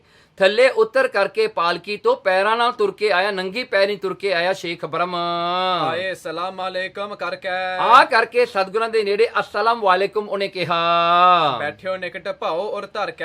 ਬੈਠ ਗਿਆ ਗੁਰੂ ਨਾਨਕ ਸਾਹਿਬ ਸੱਚੇ ਪਾਤਸ਼ਾਹ ਜੀ ਦੇ ਚਰਨਾਂ ਦੇ ਕੋਲ ਬੜਾ ਪ੍ਰੇਮ ਕਰਕੇ। ਪੁੱਛਣ ਲਾਗਿਓ ਦੇਹੋ ਬਤਾਈ। ਪੁੱਛਣ ਲੱਗਿਆ ਗੁਰੂ ਨਾਨਕ ਸਾਹਿਬ ਸੱਚੇ ਪਾਤਸ਼ਾਹ ਜੀ ਨੂੰ ਕਿ ਮੈਨੂੰ ਇਹ ਦੱਸਣਾ ਕਰੋ, ਆਗੇ ਕੈਸੋ ਹਾਲ ਬਿਹਾਈ। ਅੱਗੇ ਦਾ ਹਾਲ ਕਿਸ ਤਰ੍ਹਾਂ ਦਾ ਹੈ, ਕਿਸ ਤਰ੍ਹਾਂ ਮਰ ਕੇ ਕੀ ਹੁੰਦਾ ਹੈ, ਤੇ ਅੱਗੇ ਜਾ ਕੇ ਇਨਸਾਨਾਂ ਦਾ ਹਾਲ ਕੀ ਬਣਦਾ ਹੈ ਪਰਲੋਕ ਦੇ ਵਿੱਚ ਮਰਨ ਤੋਂ ਬਾਅਦ। ਦੋਹਰਾ ਗੁਰੂ ਪਨੈ ਦਰਗਾਹ ਮਹਿ ਸਾਚੇ ਪਵਹਿ ਮਾਨ। ਗੁਰੂ ਨਾਨਕ ਸੱਚੇ ਪਾਤਸ਼ਾਹ ਜੀ ਜਦੋਂ ਉਹਨੇ ਅਸਲਾਮ ਵਾਲੇਕੁਮ ਕਿਹਾ ਨਾ, ਗੁਰੂ ਨਾਨਕ ਸਾਹਿਬ ਸੱਚੇ ਪਾਤਸ਼ਾਹ ਜੀ ਨੇ ਜਵਾਬ ਦਿੱਤਾ, ਜਿਹੜਾ ਕਿ ਗਿਆਨ ਰਤਨਾਵਲੀ ਵਿੱਚ ਲਿਖਿਆ ਹੈ, ਸਲਾਮ ਅਲੇਖ। ਸਲਾਮ ਅਲੇਖ ਉਸਨੂੰ ਕਿਹਾ ਤੇ ਗੁਰੂ ਨਾਨਕ ਸਾਹਿਬ ਸੱਚੇ ਪਾਤਸ਼ਾਹ ਜੀ ਨੇ ਉਹਦਾ ਉੱਤਰ ਦਿੱਤਾ, ਦਰਗਾਹ ਮੈਂ ਕਹਿਣਗੇ ਦਰਗਾਹ ਦੇ ਵਿੱਚ ਸੱਚੇ ਪਾਵੈ ਮਾਨ। ਸੱਚੇ ਲੋਕ ਮਾਨ ਪਾਉਂਦੇ ਨੇ ਜਿਨ੍ਹਾਂ ਨੇ ਆਪਣੇ ਜੀਵਨ ਵਿੱਚ ਸੱਚ ਕਮਾਇਆ ਹੈ, ਸੱਚੇ ਪਰਮਾਤਮਾ ਦਾ ਨਾਮ ਜਪਿਆ ਹੈ। ਕੂੜੀ ਕੂੜੈ ਬੇਖ ਕੀ ਤਿਨ ਕੋ ਤਹਿ ਨਹਿ ਥਾਨ। ਦੇਖੋ ਜਿਹੜੇ ਝੂਠੇ ਨੇ ਉਹਨਾਂ ਦੇ ਝੂਠੇ ਹੀ ਲਿਬਾਸ ਨੇ, ਉਹਨਾਂ ਦੀ ਝੂਠੀ ਹੀ ਬਿਲੀਫ ਹੈ, ਉਹ ਝੂਠਾਪਨ ਹੀ ਆਪਣੀ ਜ਼ਿੰਦਗੀ ਵਿੱਚ ਕਮਾਉਂਦੇ ਰਹੇ। ਅਖੀਰ ਕਰ ਜਿਹੜਾ ਹੈ ਜੀਵਨ ਕਾਲ ਦੇ ਵਿੱਚ ਜੇ ਆਪਾਂ ਮਾਇਆ ਨਾਲ ਜੁੜਾਂਗੇ ਆਪਾਂ ਵੀ ਝੂਠੇ ਬਣ ਜਾਵਾਂਗੇ, ਆਪਣੀ ਸੋਚ ਵੀ ਝੂਠੀ ਹੋ ਜਾਣੀ ਹੈ, ਆਪਣਾ ਮੰਨਣ ਵੀ ਝੂਠਾ ਹੋ ਜਾਣਾ ਹੈ। ਕੂੜੀ ਕੂੜੈ ਭੇਖ, ਕਹਿਣਗੇ ਕੂੜੇ ਜਿਹੜੇ ਝੂਠੇ ਭੇਖ ਨੇ। ਕੋਈ ਕਹਿੰਦਾ ਮੈਂ ਵੱਡਾ ਮੁਸਲਮਾਨ ਹਾਂ, ਕੋਈ ਕਹਿੰਦਾ ਮੈਂ ਵੱਡਾ ਹਿੰਦੂ ਹਾਂ, ਕੋਈ ਕਹਿੰਦਾ ਮੈਂ ਵੱਡਾ ਕ੍ਰਿਸਚੀਅਨ ਹਾਂ, ਮੈਂ ਵੱਡਾ ਬੋਧੀ ਹਾਂ। ਇਹ ਜਿਹੜੇ ਹਨ ਕੂੜੀ ਕੂੜੈ ਭੇਖ ਹਨ। ਇਹ ਸਾਰੇ ਭੇਖ ਝੂਠੇ ਨੇ, ਉੱਥੇ ਜਾ ਕੇ ਸਾਰੇ ਝੂਠੇ ਹੋ ਜਾਂਦੇ ਨੇ। ਲੋਕੀ ਤਾਂ ਇਹ ਖਿਆਲ ਰੱਖਦੇ ਹਨ ਨਾ ਕਿ ਜਿਹੜਾ ਹੈ ਜਿਵੇਂ ਹੁਣ ਇੱਕ ਮੁਸਲਮਾਨ ਕਹੇਗਾ ਕਿ ਮੈਂ ਕਰਮਾਂ ਨੂੰ ਨਹੀਂ ਮੰਨਦਾ, ਉਹਦਾ ਕੀ ਖਿਆਲ ਹੈ ਵੀ ਕਰਮ ਹੈ ਨਹੀਂ। ਫਿਰ ਹਿੰਦੂ ਮੰਨਦੇ ਨੇ ਤੇ ਇਹਦਾ ਮਤਲਬ ਤਾਂ ਨਹੀਂ ਵੀ ਜਿਹੜਾ ਹਨ ਉਹ ਨਹੀਂ ਹਨ, ਉਹ ਵੀ ਹਨ। ਜਿਹੜਾ ਕਰਮ ਹੈਗਾ ਸੋ ਹੈਗਾ, ਭਾਵੇਂ ਮੰਨੋ ਚਾਹੇ ਨਾ ਮੰਨੋ। ਜਿਹੜੀ ਅਸਲੀਅਤ ਤਾਂ ਅਸਲੀਅਤ ਹੈ ਨਾ। ਹੁਣ ਕੋਈ ਧਰਮ ਕਰਕੇ ਕੋਈ ਨੇਚਰ ਨੂੰ ਤਾਂ ਨਹੀਂ ਨਾ ਬਦਲਾ ਸਕਦਾ। ਨੇਚਰ ਤਾਂ ਆਪਣਾ ਜਿਹੜਾ ਹੈ ਕਾਰਜ ਉਹਨੇ ਆਪ ਕਰਨਾ ਹੈ, ਕਿਉਂਕਿ ਬਣਾਉਣ ਵਾਲਾ ਇੱਕ ਹੈ। ਉਹ ਮੁਸਲਮਾਨਾਂ ਵਾਸਤੇ ਪਰਲੋਕ ਵਿੱਚ ਕੋਈ ਸਪੈਸ਼ਲ ਟ੍ਰੀਟਮੈਂਟ ਨਹੀਂ ਹੋਣਾ, ਹਿੰਦੂਆਂ ਵਾਸਤੇ ਕੋਈ ਸਪੈਸ਼ਲ ਨਹੀਂ ਹੋਣਾ, ਸਿੱਖਾਂ ਵਾਸਤੇ ਕੋਈ ਸਪੈਸ਼ਲ ਨਹੀਂ ਉੱਥੇ ਬਣਨਾ। ਤੇ ਜਿਹੜਾ ਇਹ ਨਹੀਂ ਹੋ ਸਕਦਾ ਕ੍ਰਿਸਚੀਅਨ ਕਹੂਗਾ ਉੱਥੇ ਮੈਨੂੰ ਜੀਸਸ ਡੀਕਦਾ ਬਾਹਾਂ ਖੋਲ ਕੇ ਵੀ ਤੂੰ ਆ ਜਾ ਮੇਰੇ ਕੋਲ, ਉੱਥੇ ਵੀ ਉਹਨੂੰ ਸਪੈਸ਼ਲ ਟ੍ਰੀਟਮੈਂਟ ਨਹੀਂ ਮਿਲਣਾ। ਕਿਉਂਕਿ ਨਿਬੇੜਾ ਜਿਹੜਾ ਲੇਖਾਂ ਤੇ ਹੋਣਾ ਹੈ। ਜੋ ਕਾਰਜ ਕੀਤੇ ਸੰਸਾਰ ਉੱਤੇ ਆ ਕੇ ਜਿਹਨੂੰ ਮੰਨਿਆ ਉਹੀ ਅੱਗੇ ਪ੍ਰਗਟ ਹੋਣਾ ਹੈ। ਤੇ ਅੱਗੇ ਜਾ ਕੇ ਇਹ ਨਾ ਕਿਹੋ ਵੀ ਹੁਣ ਮੈਂ ਪਾਪ ਕਰ ਲਿਆ ਮੈਨੂੰ ਜੀਸਸ ਨੇ ਮੈਨੂੰ ਬਚਾ ਲੈਣਾ ਹੈ। ਉਹ ਜੀਸਸ ਕਹੂਗਾ ਜਿਹੜਾ ਹੈ ਮੈਨੂੰ ਆਪਣਾ ਕੰਮ ਕਰਨ ਦਿਓ ਭਾਈ ਮੈਂ ਤੁਹਾਡੇ ਪਾਪ ਧੋਈ ਜਾਵਾਂ। ਹਾਂਜੀ, ਤੁਸੀਂ ਉਹਨੂੰ ਧੋਬੀ ਸਮਝਿਆ ਜਾਂ ਇੱਕ ਪ੍ਰੋਫੈਟ ਸਮਝਿਆ ਹੈ? ਲੋਕਾਂ ਨੇ ਤਾਂ ਗੁਰੂ ਜਿਹੜੇ ਹਨ, ਪ੍ਰੋਫੈਟਸ ਜਿਹੜੇ ਹਨ, ਉਹਨਾਂ ਨੂੰ ਧੋਬੀ ਸਮਝਿਆ ਹੋਇਆ ਹੈ ਵੀ ਅਸੀਂ ਪਾਪ ਕਰੀਏ ਉਹ ਧੋਈ ਜਾਣਗੇ, ਉਹ ਵਿਹਲੇ ਬੈਠੇ ਆ ਜਿਹੜਾ ਹਨ ਪਾਣੀ ਲੈ ਕੇ ਤੁਹਾਨੂੰ ਧੋਣ ਵਾਸਤੇ। ਹਾਂਜੀ, ਸੋ ਇਸ ਪ੍ਰਕਾਰ ਕਰਕੇ ਲੋਕਾਂ ਦਾ ਤਾਂ ਇਹ ਪੁੱਠੇ ਖਿਆਲ ਨੇ ਸਾਰੇ। ਸੋ ਜਿਹੜਾ ਹਨ ਕੂੜੀ ਕੂੜੈ ਭੇਖ, ਜਿਹੜੇ ਕੂੜੇ ਹਨ ਝੂਠੇ ਹਨ, ਉਹਨਾਂ ਦੇ ਭੇਖ ਵੀ ਝੂਠੇ ਹਨ। ਤਿਨ ਕੋ ਤਹਿ ਨਹਿ ਥਾਨ। ਮਹਾਰਾਜ ਕਹਿੰਦੇ ਉਹਨਾਂ ਦਾ ਕੋਈ ਥਾਂ ਨਹੀਂ ਉੱਥੇ। ਉੱਥੇ ਨਹੀਂ ਪੁੱਛਿਆ ਜਾਂਦਾ ਤੂੰ ਮੁਸਲਮਾਨ ਆ, ਤੂੰ ਹਿੰਦੂ ਆ, ਤੂੰ ਕੌਣ ਹੈ, ਉੱਥੇ ਨਹੀਂ ਕੋਈ ਪੁੱਛਦਾ। ਉੱਥੇ ਤਾਂ ਲੇਖਾ ਦੇਣਾ ਪੈਂਦਾ ਹੈ, ਉੱਥੇ ਤਾਂ ਹਰ ਇੱਕ ਚੀਜ਼ ਦਾ ਲੇਖਾ ਦੇਣਾ ਪੈਂਦਾ ਹੈ। ਉਦੋਂ ਤੱਕ ਜਦੋਂ ਤੱਕ ਅਲੇਖ ਤੱਕ ਨਹੀਂ ਕੋਈ ਪਹੁੰਚਦਾ, ਸੱਚ ਤੱਕ ਨਹੀਂ ਪਹੁੰਚਦਾ। ਚੌਪਈ ਜਨਮਤ ਮਰਤ ਪਵਹਿ 84। ਦੇਖੋ ਉਹ ਜਿਹੜੇ ਹਨ ਝੂਠੇ ਹਨ, ਉਹ ਜੰਮਦੇ ਤੇ ਮਰਦੇ ਰਹਿੰਦੇ ਹਨ ਤੇ ਵਾਰ-ਵਾਰ ਜੁਨਾਂ ਵਿੱਚ ਉਹ ਜਿਹੜੇ ਹਨ ਘੁੰਮਦੇ ਫਿਰਦੇ ਹਨ। ਜੇ ਕੋਈ ਧਰਮ ਕਹਿੰਦਾ ਆਵਾਗੌਣ ਨਹੀਂ ਹੈਗਾ ਤਾਂ ਇਹਦਾ ਮਤਲਬ ਇਹ ਤਾਂ ਨਹੀਂ ਹੈ, ਨਹੀਂ ਹੈ। ਤੁਸੀਂ ਮੰਨੋ ਚਾਹੇ ਨਾ ਮੰਨੋ, ਉਹ ਤਾਂ ਹੋਣਾ ਹੀ ਹੋਣਾ ਹੈ। ਸਦਾ ਰਹਿਤ ਤਿਨ ਗਰ ਜਮ ਫਾਸੀ। ਦੇਖੋ ਉਹਨਾਂ ਦੇ ਗਲੇ ਵਿੱਚ ਮੌਤ ਦੀ ਜਮਾਂ ਦੀ ਫਾਸੀ ਪਈਓ ਰਹਿੰਦੀ ਹੈ। ਇੱਕ ਜਨਮ ਉਹਨਾਂ ਨੇ ਲਿਆ, ਜਿਉਣਾ ਕੀਤਾ, ਮਰ ਗਏ, ਫੇਰ ਜਮਾਂ ਦੀ ਫਾਸੀ ਪੈ ਗਈ। ਫੇਰ ਕਿਤੇ ਕੁੱਤੇ ਬਿੱਲੇ ਚ ਪੈ ਗਏ, ਫੇਰ ਮਰ ਗਏ, ਫੇਰ ਜਮਾਂ ਦੀ ਫਾਸੀ ਪੈਂਦੀ, ਮੁੜ ਮੁੜ ਕੇ ਪਈ ਜਾਂਦੀ ਗਲੇ ਵਿੱਚ। ਸਨਮੁਖ ਬੈਠੇ ਸ੍ਰੀ ਗੁਣ ਖਾਨੀ। ਸਨਮੁਖ ਬੈਠੇ, ਸਾਹਮਣੇ ਬੈਠੇ ਸ੍ਰੀ ਗੁਰੂ ਨਾਨਕ ਸੱਚੇ ਪਾਤਸ਼ਾਹ ਜੀ ਜੋ ਗੁਣਾ ਦੀ ਖਾਨ ਹਨ। ਪੀਰ ਹਿਰਦੇ ਕੀ ਸਭ ਵਿਦ ਜਾਨੀ। ਮਹਾਰਾਜ ਨੇ ਉਹ ਸ਼ੇਖ ਬ੍ਰਹਮ ਦੇ ਮਨ ਦੀ ਸਾਰੀਆਂ ਗੱਲਾਂ ਜਾਣ ਲਈਆਂ। ਕਾਬੇ ਦਿਸ਼ਾ ਹੋਤੋ ਤੇ ਬਦਨਾ। ਉਸ ਵੇਲੇ ਕਾਬੇ ਦਿਸ਼ਾ ਹੋਤੋ ਤੇ ਤੇਰਾ ਬਦਨਾ। ਉਸ ਵੇਲੇ ਜਿਹੜਾ ਸ਼ੇਖ ਬ੍ਰਹਮ ਸੀ ਨਾ, ਦੇਖੋ ਕਿੰਨਾ ਪ੍ਰੀਸਾਈਜ਼ ਇਹਦਾ ਕੰਮ ਸੀਗਾ। ਇਹ ਜਦੋਂ ਬਹਿੰਦਾ ਵੀ ਸੀ ਨਾ, ਇਹਦਾ ਮੂੰਹ ਹਮੇਸ਼ਾ ਕਾਬੇ ਵੱਲ ਹੁੰਦਾ ਸੀਗਾ, ਜਿਵੇਂ ਜਿਹਨੂੰ ਕਿਬਲਾ ਕਹਿੰਦੇ ਨੇ ਵੀ ਜਿਹੜਾ ਮੂੰਹ ਜਿਹੜਾ ਜਦੋਂ ਨਮਾਜ਼ ਪੜ੍ਹਦੇ ਨੇ ਉਸ ਮੱਕੇ ਵੱਲ ਹੋਣਾ ਚਾਹੀਦਾ ਹੈ। ਇਹ ਸ਼ੇਖ ਬ੍ਰਹਮ ਜਦੋਂ ਬਹਿੰਦਾ ਸੀ ਨਾ, ਇਹਦਾ ਮੂੰਹ ਜਿਹੜਾ ਸੀਗਾ ਉਸ ਵੇਲੇ ਵੀ ਕਾਬੇ ਵਾਲੇ ਸੀਗਾ। ਪ੍ਰਾਚੀ ਦਿਸ ਮੁਖ ਸਿਰੇ ਮੁਖ ਸਦਨਾ। ਦੇਖੋ ਪੂਰਬ ਦੀ ਦਿਸ਼ਾ ਵੱਲ ਇਹਦਾ ਮੂੰਹ ਸੀਗਾ, ਜੋ ਈਸਟ ਵੱਲ ਇਹ ਮੂੰਹ ਕਰਕੇ ਬਹਿੰਦਾ ਸੀਗਾ। ਮੁਖ ਸਿਰੀ ਸੁਖ ਸਦਨਾ। ਉਸ ਵੇਲੇ ਪ੍ਰਾਚੀ ਤੇ ਉਹੀ ਦਿਸ਼ਾ ਵੱਲ ਗੁਰੂ ਨਾਨਕ ਸਾਹਿਬ ਜੀ ਦਾ ਵੀ ਮੁਖ ਸੀ। ਸਭ ਉਪਦੇਸ਼ ਦੇਨ ਤੇ ਤਾਈ। ਉਹਨੂੰ ਸਾਰਾ ਉਪਦੇਸ਼ ਦੇਣ ਵਾਸਤੇ ਗੁਰੂ ਨਾਨਕ ਸਾਹਿਬ ਸੱਚੇ ਪਾਤਸ਼ਾਹ ਜੀ ਨੇ ਬਚਨ ਬਖਾਨੇ ਪੁਨ ਜਗ ਸਾਈ। ਮਹਾਰਾਜ ਨੇ ਬਚਨ ਕੀਤੇ ਉਸ ਸ਼ੇਖ ਬ੍ਰਹਮ ਨੂੰ ਸਮਝਾਉਣ ਵਾਸਤੇ। ਜਾਣਿਓ ਕਾਬੇ ਬੀਚ ਖੁਦਾਏ। ਤੇ ਮਹਾਰਾਜ ਨੇ ਪੁੱਛਿਆ ਹੁਣ ਸ਼ੇਖ ਬ੍ਰਹਮ ਨੂੰ, ਤੂੰ ਤਾਂ ਇਹ ਜਾਣਦਾ ਹਾਂ ਕਿ ਕਾਬੇ ਦੇ ਵਿੱਚ ਹੀ ਖੁਦਾ ਹੈ, ਵੀ ਉਸ ਮੱਕੇ ਦੇ ਵਿੱਚ ਬਣਿਆ ਹੋਇਆ ਕਾਬਾ, ਉਹਦੇ ਵਿੱਚ ਹੀ ਰੱਬ ਰਹਿੰਦਾ ਹੈ, ਖੁਦਾ ਦਾ ਉਹ ਘਰ ਹੈ। ਤੁਮ ਜਾਣਤ ਹੋ ਔਰ ਨਾ ਜਾਏ। ਕਹਿਣਗੇ ਤੂੰ ਨਹੀਂ ਜਾਣਦਾ ਕਿ ਪਰਮਾਤਮਾ ਹੋਰ ਕਿਤੇ ਵੀ ਵਸਦਾ ਹੈ, ਸਿਰਫ ਕਾਬੇ ਵਿੱਚ ਨਹੀਂ, ਉਹ ਤਾਂ ਸਾਰੇ ਪਾਸੇ ਹੈ। ਇਸ ਪ੍ਰਕਾਰ ਤੁਮ ਖੋਜਤ ਤਾਹੀ। ਇਸ ਪ੍ਰਕਾਰ ਕਰਕੇ ਤੇਰੀ ਖੋਜਣਾ ਜਿਹੜੀ ਹੈ ਇੱਕੋ ਥਾਂ ਤੇ ਟਿਕੀ ਹੋਈ ਹੈ ਵੀ ਕਾਬੇ ਵਿੱਚ ਹੀ ਹੈ ਰੱਬ, ਹੋਰ ਕਿਤੇ ਰੱਬ ਹੈ ਨਹੀਂ। ਜਿਉ ਕੋ ਵਸਤ ਹੋਏ ਜਲ ਮਾਹੀ। ਦੇਖੋ ਜਿਉ ਕੋ ਕਹਿਣਗੇ ਜਿਵੇਂ ਕੋਈ ਚੀਜ਼ ਤੁਸੀਂ ਪਾਣੀ ਸਮੁੰਦਰ ਵਿੱਚ ਛੱਡ ਦਿਓ ਤੇ ਉਹਨੂੰ ਲੱਭੀ ਜਾਓ ਲੱਭੀ ਜਾਓ ਲੱਭੀ ਜਾਓ। ਤੁਸੀਂ ਹੁਣ ਜਿਹੜਾ ਹਾਂ ਕਹਿੰਦੇ ਉਹ ਚੀਜ਼ ਨੂੰ ਕਿਵੇਂ ਲੱਭੋਗੇ? ਤੁਹਾਨੂੰ ਤਾਂ ਲੱਭੀ ਨਹੀਂ ਜਾਣੀ। ਹੁਣ ਉਹ ਚੀਜ਼ ਜਿਹੜੀ ਡਿੱਗੀ ਹੈ ਉਹ ਕਾਬੇ ਦੀ ਤਰ੍ਹਾਂ ਇੱਕ ਚੀਜ਼ ਡਿੱਗ ਪਈ। ਤੂੰ ਰੱਬ ਨੂੰ ਲੱਭਦਾ ਫਿਰਦਾ ਹਾਂ, ਸਿਰਫ ਉਹੀ ਚੀਜ਼ ਨੂੰ ਤੂੰ ਤੇਰਾ ਭਰੋਸਾ ਹੈ ਕਿ ਜੇ ਉਹ ਚੀਜ਼ ਲੱਭੀ ਤਾਂ ਰੱਬ ਹੈ, ਨਹੀਂ ਤਾਂ ਰੱਬ ਹੈ ਨਹੀਂ।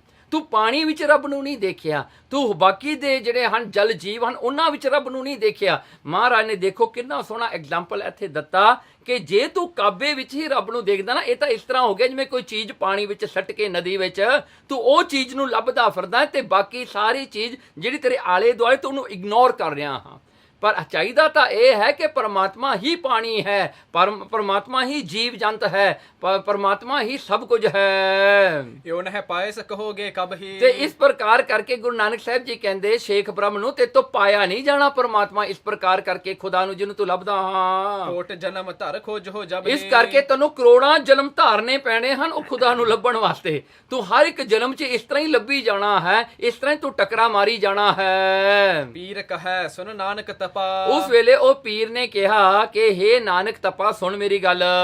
ਤੁਰਕ ਦੀਨ ਕੋ ਕਾਬਾ ਥਪਾ। ਦੇਖੋ ਕਹਿੰਦੇ ਤੁਰਕ ਦੀਨ, ਤੁਰਕ ਮਜ਼ਹਬ ਦੇ ਵਿੱਚ, ਤੁਰਕਾਂ ਦੇ ਮੁਸਲਮਾਨ ਧਰਮ ਦੇ ਵਿੱਚ ਜਿਹੜਾ ਹਨ ਇਹ ਕਾਬਾ ਥਾਪਿਆ ਗਿਆ ਹੈ। ਇਹ ਜਿਹੜਾ ਕਾਬਾ ਹੈ ਇਹੀ ਸਭ ਤੋਂ ਉੱਤਮ ਹੈ, ਸਰਵੋਤਮ ਕਾਬੇ ਨੂੰ ਮੰਨਿਆ ਹੈ। ਤਾਂ ਹੀ ਮੈਂ ਸਰਦਾ ਧਰ ਪੂਰੀ। ਇਸ ਕਰਕੇ ਮੈਂ ਸ਼ਰਧਾ ਧਰੀ ਬੈਠਾ ਕਿਉਂਕਿ ਮੇਰਾ ਧਰਮ ਮੈਨੂੰ ਇਹ ਗੱਲ ਕਹਿ ਰਿਹਾ ਹੈ। ਮੈਂ ਖੁਦਾਏ ਕੋ ਪਾਉ ਹਦੂਰੀ। ਮੈਂ ਤਾਂ ਖੁਦਾ ਨੂੰ ਆਪਣੇ ਸਾਹਮਣੇ ਪਾਉਂਦਾ ਹਾਂ ਜਦੋਂ ਵੀ ਮੈਂ ਕਾਬੇ ਵੱਲ ਦੇਖਦਾ ਹਾਂ ਜਾਂ ਕਾਬੇ ਵੱਲ ਮੈਂ ਨਿਵਾਜ਼ ਪੜ੍ਹਦਾ ਹਾਂ। ਗੁਰ ਭਨੈ ਜੇ ਅਸਮਨ ਜਾਨੋ। ਜੇ ਤੇਰੇ ਮਨ ਵਿੱਚ ਐਸਾ ਹੈ, ਗੁਰੂ ਨਾਨਕ ਸਾਹਿਬ ਜੀ ਕਹਿੰਦੇ ਸੁਣ ਕੇ, ਸੋ ਖੁਦਾਏ ਤੇ ਭੁੱਲਵਨ ਮਾਨੋ। ਤੇ ਸੋ ਫੇਰ ਤਾਂ ਤੂੰ ਖੁਦਾ ਤੋਂ ਭੁੱਲ ਗਿਆ ਹਾਂ, ਫੇਰ ਤਾਂ ਤੂੰ ਭੁੱਲਿਆ ਹੋਇਆ ਹੈ ਖੁਦਾ ਤੋਂ। ਤੂੰ ਇਹ ਨਾ ਕਿ ਤੂੰ ਖੁਦਾ ਦੇ ਸਾਹਮਣੇ ਹੈ, ਤੂੰ ਤਾਂ ਖੁਦਾ ਤੋਂ ਭੁੱਲਿਆ ਹੋਇਆ ਹਾਂ। ਕਰਕੇ ਵਿੱਚ ਨਾ ਆਵੈ ਐਸੇ। ਹਾਂ ਕਹਿੰਦੇ ਪਰਮਾਤਮਾ ਕਿਸੇ ਦੇ ਹੱਥ ਨਹੀਂ ਆਉਂਦਾ, ਪਰਮਾਤਮਾ ਕਿਸੇ ਬਿਲਡਿੰਗ ਵਿੱਚ ਬੰਦ ਨਹੀਂ ਹੁੰਦਾ। ਜਿਹੜਾ ਹਨ ਪਰਮਾਤਮਾ ਇਸ ਤਰ੍ਹਾਂ ਨਹੀਂ ਪਾਇਆ ਜਾਂਦਾ ਜਿਵੇਂ ਤੂੰ ਸੋਚ ਰਿਹਾ ਹਾਂ। ਕੋਈ ਬੇਅਰਥ ਮਥਨ ਜਲ ਜੈਸੇ। ਜਿਵੇਂ ਕਹਿੰਦੇ ਕੋਈ ਪਾਣੀ ਨੂੰ ਰਿੜਕਣਾ ਕਰੇ,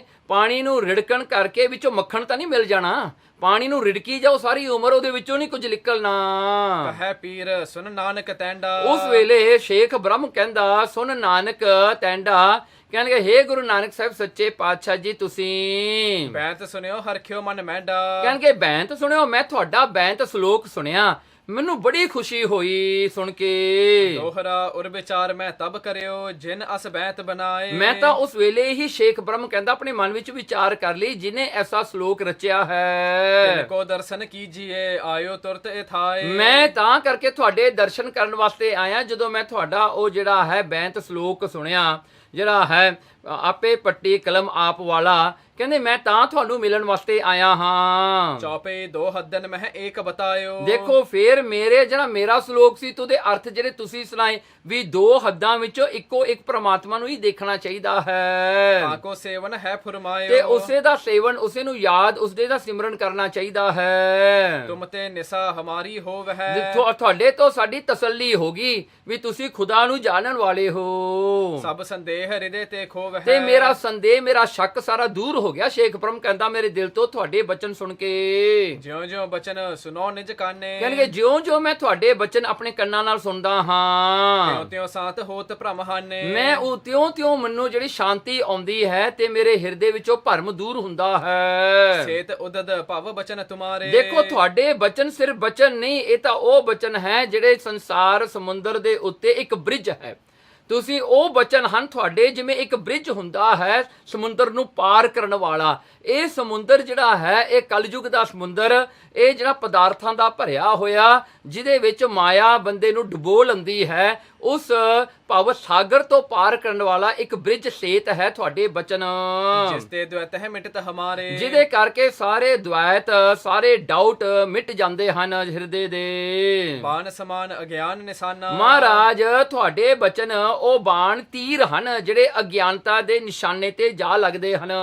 ਨੀਕੇ ਹਨ ਹੈ ਕਰਤ ਸਭ ਹਾਨਾ। ਮਹਾਰਾਜ ਤੁਸੀਂ ਚੰਗੀ ਤਰ੍ਹਾਂ ਸਾਡੇ ਅਗਿਆਨਤਾ ਨੂੰ ਮਾਰਦੇ ਹੋ, ਸਾਡੇ ਡਾਊਟ ਜਿਹੜੇ ਹਨ, ਦੁਬਿਧਾ ਨੂੰ, ਜਿਹੜੇ ਹਨ ਭਰਮ ਨੂੰ ਤੁਸੀਂ ਮਾਰਦੇ ਹੋ ਚੰਗੀ ਤਰ੍ਹਾਂ। ਬੁਝੋ ਇੱਕ ਸਵਾਲ ਸੋ ਕਹੀਏ। ਪਰ ਕਹਿੰਦੇ ਜੇ ਤੁਸੀਂ ਕਹੋ ਤਾਂ ਮੈਂ ਇੱਕ ਸਵਾਲ ਕਰਾਂ, ਮੇਰਾ ਇੱਕ ਸਵਾਲ ਦਾ ਤੁਸੀਂ ਜਵਾਬ ਦਿਓ। ਸ਼ੇਖ ਬ੍ਰਹਮ ਕਹਿੰਦਾ ਮੇਰੋ ਭਰਮ ਸਰਬ ਅਬ ਦਹੀਏ। ਮੇਰਾ ਭਰਮ ਜਿਹੜਾ ਹੈ ਥੋੜਾ ਬਹੁਤਾ ਜਿਹੜਾ ਰਹਿ ਗਿਆ ਉਹਨੂੰ ਵੀ ਸਾੜ ਦਿਓ, ਹੁਣ ਕਿਰਪਾ ਕਰੋ ਤੁਸੀਂ। ਹੁਣ ਜਿਹੜਾ ਹੈ ਇਹ ਜਿਹੜਾ ਹੈ ਸ਼ਬਦ ਸ਼ੇਖ ਬ੍ਰਹਮ ਨੇ ਪੜਿਆ, ਜੋ ਸ਼ਲੋਕ ਫਰੀਦ ਜੀ ਦੇ ਹਨ। ਫਰੀਦਾ ਪਾੜ ਪਟੋਲਾ ਧਜ ਕਰੇ, ਕੰਬਲੜੀ ਪਹਿਰਿਓ, ਜਿਨੀ ਵੇਸੀ ਸਹੁ ਮਿਲੈ ਸੇਈ ਵੇਸ ਕਰਿਓ। ਸੋ ਇਹ ਸ਼ਲੋਕ ਫਰੀਦ ਜੀ ਦੇ ਹਨ, ਜੋ 1383 ਅੰਗ ਤੇ ਹਨ। ਇਹਨਾਂ ਦੇ ਅਰਥ ਸੁਣੋ। ਦੋਹਰਾ ਇੱਕ ਖੁਦਾਏ ਜੋ ਤੁਮ ਕਹਿਓ, ਕੈਸੇ ਪਾਵੋ ਸੋਏ। ਕਹਿਣਗੇ ਇੱਕ ਖੁਦਾ ਦੀ ਜਿਹੜੀ ਗੱਲ ਤੁਸੀਂ ਕਰਦੇ ਹੋ ਉਹਨੂੰ ਕਿਸ ਤਰ੍ਹਾਂ ਪਾਇਆ ਜਾਵੇ, ਉਸ ਦੀ ਪ੍ਰਾਪਤੀ ਕਿਵੇਂ ਹੋਵੇ। ਪਟ ਉਤਾਰ ਬਨ ਜਾਏ ਹਾਂ, ਮੋਹ ਕੁਟੰਬ ਕੋ ਖੋਏ। ਦੇਖੋ ਲੋਕ ਜਿਹੜੇ ਹਨ ਆਪਣੇ ਕੱਪੜੇ ਉਤਾਰ ਦਿੰਦੇ ਹਨ, ਸੰਸਾਰੀ ਕੱਪੜੇ ਤਾਰ ਕਰਕੇ ਤੇ ਆਪਣੇ ਪਰਿਵਾਰ ਨੂੰ ਪਿੱਛੇ ਛੱਡ ਕੇ ਭਗਤੀ ਕਰਨ ਵਾਸਤੇ ਉਦਿਆਨ ਜੰਗਲਾਂ ਵਿੱਚ ਚਲੇ ਜਾਂਦੇ ਹਨ।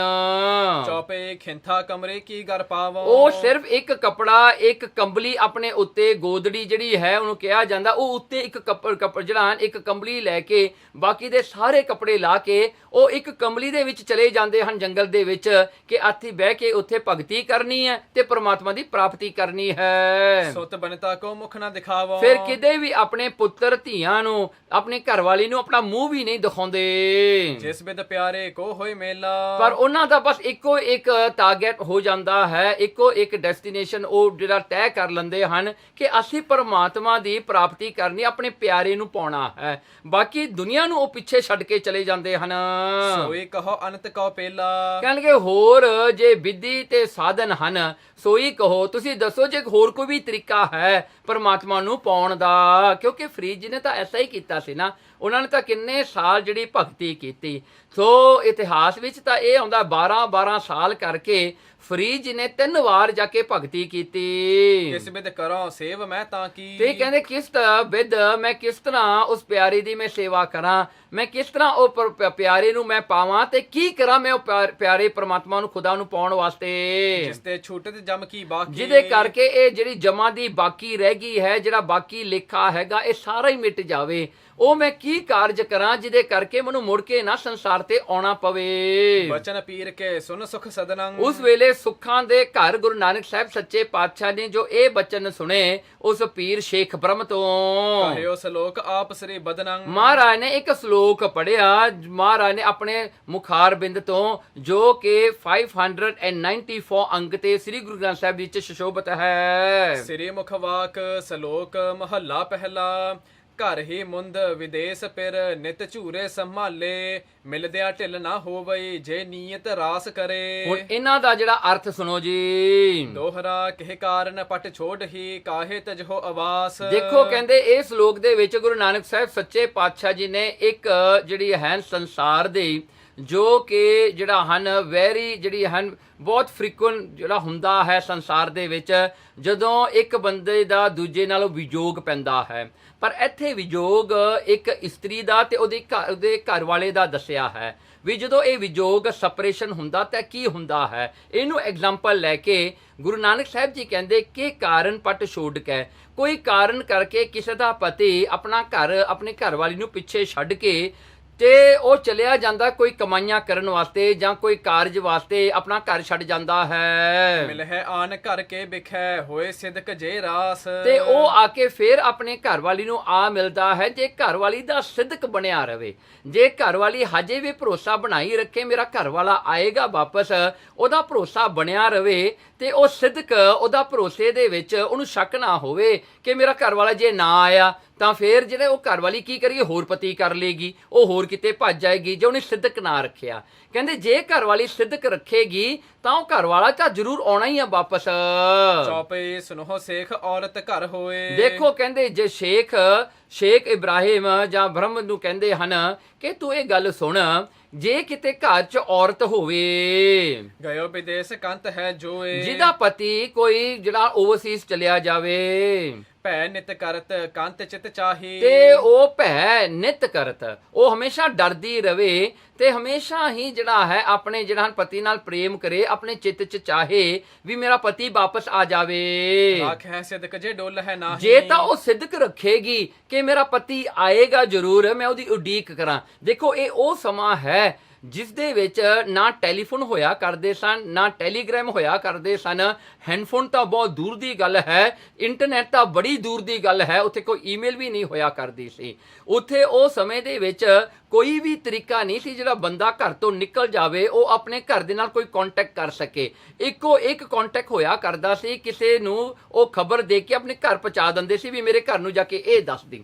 ਸੋ ਇਹੀ ਇੱਕ ਤਰੀਕਾ ਹੋਇਆ ਕਰਦਾ ਸੀ, ਜਾਂ ਕਬੂਤਰਾਂ ਦਾ ਹੋਇਆ ਕਰਦਾ ਸੀ ਵੀ ਕਬੂਤਰ ਦੇ ਪੈਰ ਨਾਲ ਮੈਸੇਜ ਬਣਦੇ ਤੇ ਕਬੂਤਰ ਨੂੰ ਭੇਜਦੇ, ਬਸ ਇਹੀ ਤਰੀਕੇ ਹੋਇਆ ਕਰਦੇ ਸਨ। ਇਸ ਤੋਂ ਇਲਾਵਾ ਕੋਈ ਵੀ ਨਹੀਂ ਜਿਹੜਾ ਹਨ ਕਿਤੇ ਜਾਂਦਾ, ਘਰ ਤੋਂ ਨਿਕਲਦਾ, ਉਹਦੀ ਖਬਰ ਕਿਸੇ ਨੂੰ ਮਿਲਦੀ ਨਹੀਂ ਸੀ। ਕਿਉਂਕਿ ਇਹ ਗੱਲਾਂ ਅੱਜ ਆਪਾਂ ਨੂੰ ਅੰਡਰਸਟੈਂਡ ਕਰਨੀਆਂ ਔਖੀਆਂ ਹੋ ਜਾਣੀਆਂ ਆਪਣੇ ਆਉਂਦੀ ਜਨਰੇਸ਼ਨ ਨੂੰ। ਉਹਨਾਂ ਨੇ ਤਾਂ ਮੰਨਣਾ ਹੀ ਵੀ ਦੁਨੀਆ 'ਚ ਕਿਤੇ ਟੈਲੀਫੋਨ ਨਹੀਂ ਹੈਗਾ ਸੀ, ਕਿਉਂਕਿ ਹੈਂਡਫੋਨ ਤਾਂ ਅੱਜ ਇੰਨਾ ਜਿਹੜਾ ਹੈ ਜਿਹੜਾ ਇੰਨਾ ਕਾਮਨ ਹੋ ਗਿਆ ਹੈ। ਸੋ ਉਸ ਵੇਲੇ ਦਾ ਹਾਲ ਹੈ ਜਦੋਂ ਕੋਈ ਘਰੋਂ ਨਿਕਲਦਾ ਸੀ ਉਹਦੀ ਖਬਰ ਲੈਣੀ ਵੀ ਬੜੀ ਔਖੀ ਹੁੰਦੀ ਸੀ।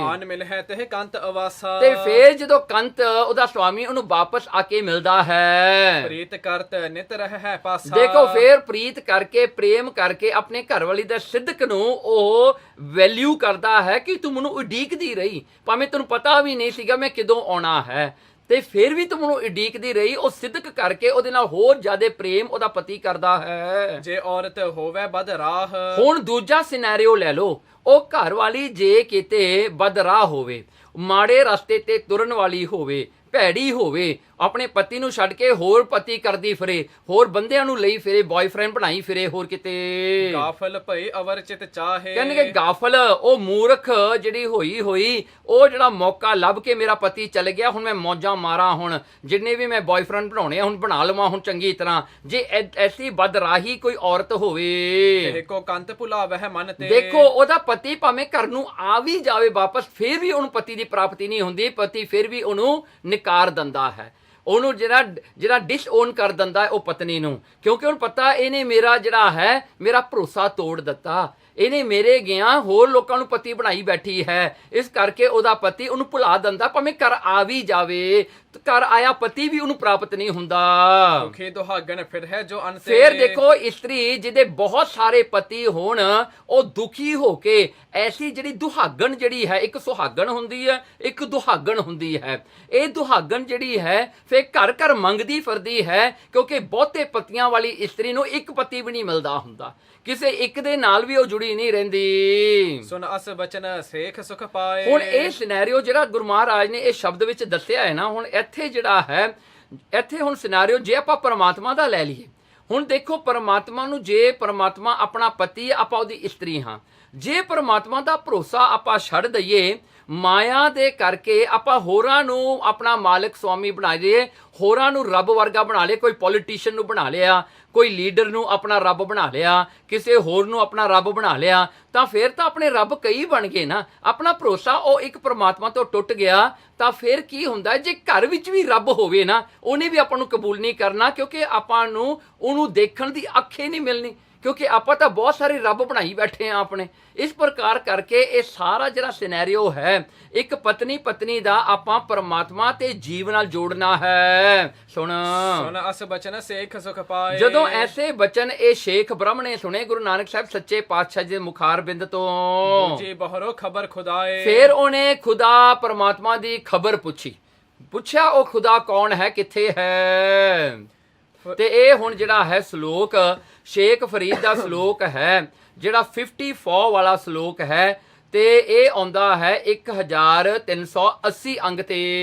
ਫਰੀਦਾ ਨੰਡੇ ਕੰਤ ਨਾ ਰਾਵਿਓ, ਵੱਡੀ ਥੀ ਮੁਈਆਸ, ਧਨ ਕੂ ਕੇਣ ਦੀ ਗੋਰ ਮੇਣ, ਤੈ ਸਹਿ ਨਾਲ ਮਿਲੀ ਆਸ। ਇਸ ਦੇ ਅਰਥ ਸੁਣੋ ਜੀ। ਚੌਪੇ ਤਰਨ ਬੈਸ ਨਹਿ ਚੇਤਨ ਕੀਨੋ, ਦੇਖੋ ਕਿ ਜਿਨ੍ਹਾਂ ਨੇ ਜਵਾਨੀ ਦੀ ਉਮਰ ਦੇ ਵਿੱਚ ਉਹ ਪਰਮਾਤਮਾ ਨੂੰ ਚੇਤੇ ਨਹੀਂ ਕੀਤਾ, ਯਾਦ ਨਹੀਂ ਕੀਤਾ, ਰਿੱਧ ਭਇਓ ਇੰਦਰੀ ਬਲ ਖੀਨੋ। ਜੇ ਉਹ ਬੁੱਢਾ ਹੁੰਦਾ ਨਾ ਬੰਦਾ, ਆਪਾਂ ਆਇਓ ਕਹਿੰਦੇ ਨਾ ਸਾਰਿਆਂ ਨੂੰ ਵੀ ਬੁੱਢਾ ਹੋ ਕੇ ਨਾਮ ਜਪਾਂਗੇ ਜੀ, ਵਿਹਲੇ ਹੋ ਕੇ, ਰਿਟਾਇਰਡ ਹੋ ਕੇ ਆਪਾਂ ਵਿਹਲੇ ਹੋ ਕੇ ਜੀ ਨਾਮ ਜਪਾਂਗੇ। ਹੁਣ ਤਾਂ ਆਪਾਂ ਜਵਾਨ, ਆਪਾਂ ਕੰਮ ਕਰਨੇ ਨੇ, ਮਾਇਆ ਕਮਾਉਣੀ ਆ, ਜਿਹੜੇ ਹਨ ਪਰਿਵਾਰ ਨੂੰ ਪਾਲਣਾ ਹੈ। ਸੋ ਉਹ ਸਿਨੈਰੀਓ ਗੁਰੂ ਮਹਾਰਾਜ ਜੀ ਸਮਝਾ ਰਹੇ ਨੇ। ਦੇਖੋ ਬਿਰਧ ਭਇਓ ਇੰਦਰੀ ਬਲ ਖੀਨੋ, ਇੰਦਰੀ ਦਾ ਬਲ ਟੁੱਟ ਜਾਂਦਾ ਹੈ ਉਸ ਵੇਲੇ ਤਾਂ ਜਿਹੜਾ ਹਾਂ ਚੰਗੀ ਤਰ੍ਹਾਂ ਜਿਹੜਾ ਹੈ ਚੌਂਕ ਚੌਂਕੜਾ ਨਹੀਂ ਵੱਜਦਾ, ਬੰਦਾ ਚੌਂਕੜਾ ਮਾਰ ਕੇ ਨਹੀਂ ਬਹਿ ਸਕਦਾ, ਮੂੰਹ ਤੋਂ ਬੋਲ ਨਹੀਂ ਨਿਕਲਦਾ, ਅੱਖਾਂ ਤੋਂ ਦਿਸਦਾ ਕੋਈ ਨਹੀਂ, ਕੰਨਾਂ ਤੋਂ ਸੁਣਦਾ ਕੋਈ ਨਹੀਂ, ਤੇ ਉਹ ਬੰਦਾ ਕਹਿੰਦਾ ਮੈਂ ਬੁੱਢਾ ਹੋ ਕੇ ਨਾਮ ਜਪਾਂਗਾ। ਦੇਖੋ ਬੁੱਢਿਆਂ ਦੇ ਵਿੱਚ ਤਾਂ ਆਲਸਪਣਾ ਜਿਹੜਾ ਬਹੁਤ ਜ਼ਿਆਦਾ ਆ ਜਾਂਦਾ ਹੈ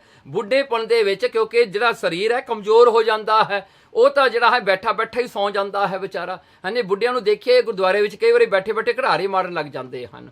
ਹਾਂਜੀ, ਤੇ ਕਈ ਬੁੱਢੇ ਢਕਾਰੇ ਮਾਰੀ ਜਾਂਦੇ ਨੇ। ਹਾਂਜੀ, ਸੋ ਇਸ ਪ੍ਰਕਾਰ ਕਰਕੇ ਬੁੱਢਿਆਂ ਦੇ ਜਿਹੜੀ ਹਾਲਾਤ ਬੜੀ ਬੁਰੀ ਹੁੰਦੀ ਹੈ, ਕਿਉਂਕਿ ਜਿਹੜਾ ਸਰੀਰ ਢਿੱਲਾ ਹੋ ਜਾਂਦਾ ਹੈ। ਤੇ ਇਸ ਪ੍ਰਕਾਰ ਕਰਕੇ ਕਹਿੰਦੇ ਜੇ ਜਵਾਨੀ ਵਿੱਚ ਉਹ ਪਰਮਾਤਮਾ ਨੂੰ ਨਹੀਂ ਯਾਦ ਕੀਤਾ, ਇਹ ਆਸ ਲੈ ਕੇ ਕਿ ਬੁੱਢੇਪਣ ਚ ਕਰਾਂਗੇ ਤਾਂ ਇੰਦਰੀਆਂ ਸਾਰੀਆਂ ਢਿੱਲੀਆਂ ਹੋ ਜਾਂਦੀਆਂ ਹਨ। ਹੋਰ ਵਿਖੇ ਹੈ ਚੱਲਣ ਤਿਆਰੀ। ਫੇਰ ਕੀ ਹੁੰਦਾ ਹੈ, ਬੁੱਢੇਪਣ ਦੇ ਵਿੱਚ ਤਾਂ ਇੱਕੋ ਇੱਕ ਤਿਆਰੀ ਹੁੰਦੀ ਆ ਮੜੀਆਂ ਨੂੰ ਜਾਣ ਦੀ। ਉੱਥੇ ਤਾਂ ਬਸ ਮੜੀਆਂ ਤੋਂ ਹੀ ਆਵਾਜ਼ਾਂ ਮਿਲਦੀਆਂ ਹਨ ਵੀ ਤੇਰਾ ਸਮਾਂ ਆ ਗਿਆ, ਪਤਾ ਨਹੀਂ ਕਿਹੜੇ ਟਾਈਮ ਤੇਰਾ ਟੋਆ ਪੁੱਟ ਕੇ ਰੱਖਦੇ ਆ, ਪਤਾ ਨਹੀਂ ਕਿਦੋਂ ਲੋੜ ਪੈ ਜੇ ਤੈਨੂੰ ਵਿੱਚ ਸੱਟਣ ਦੀ।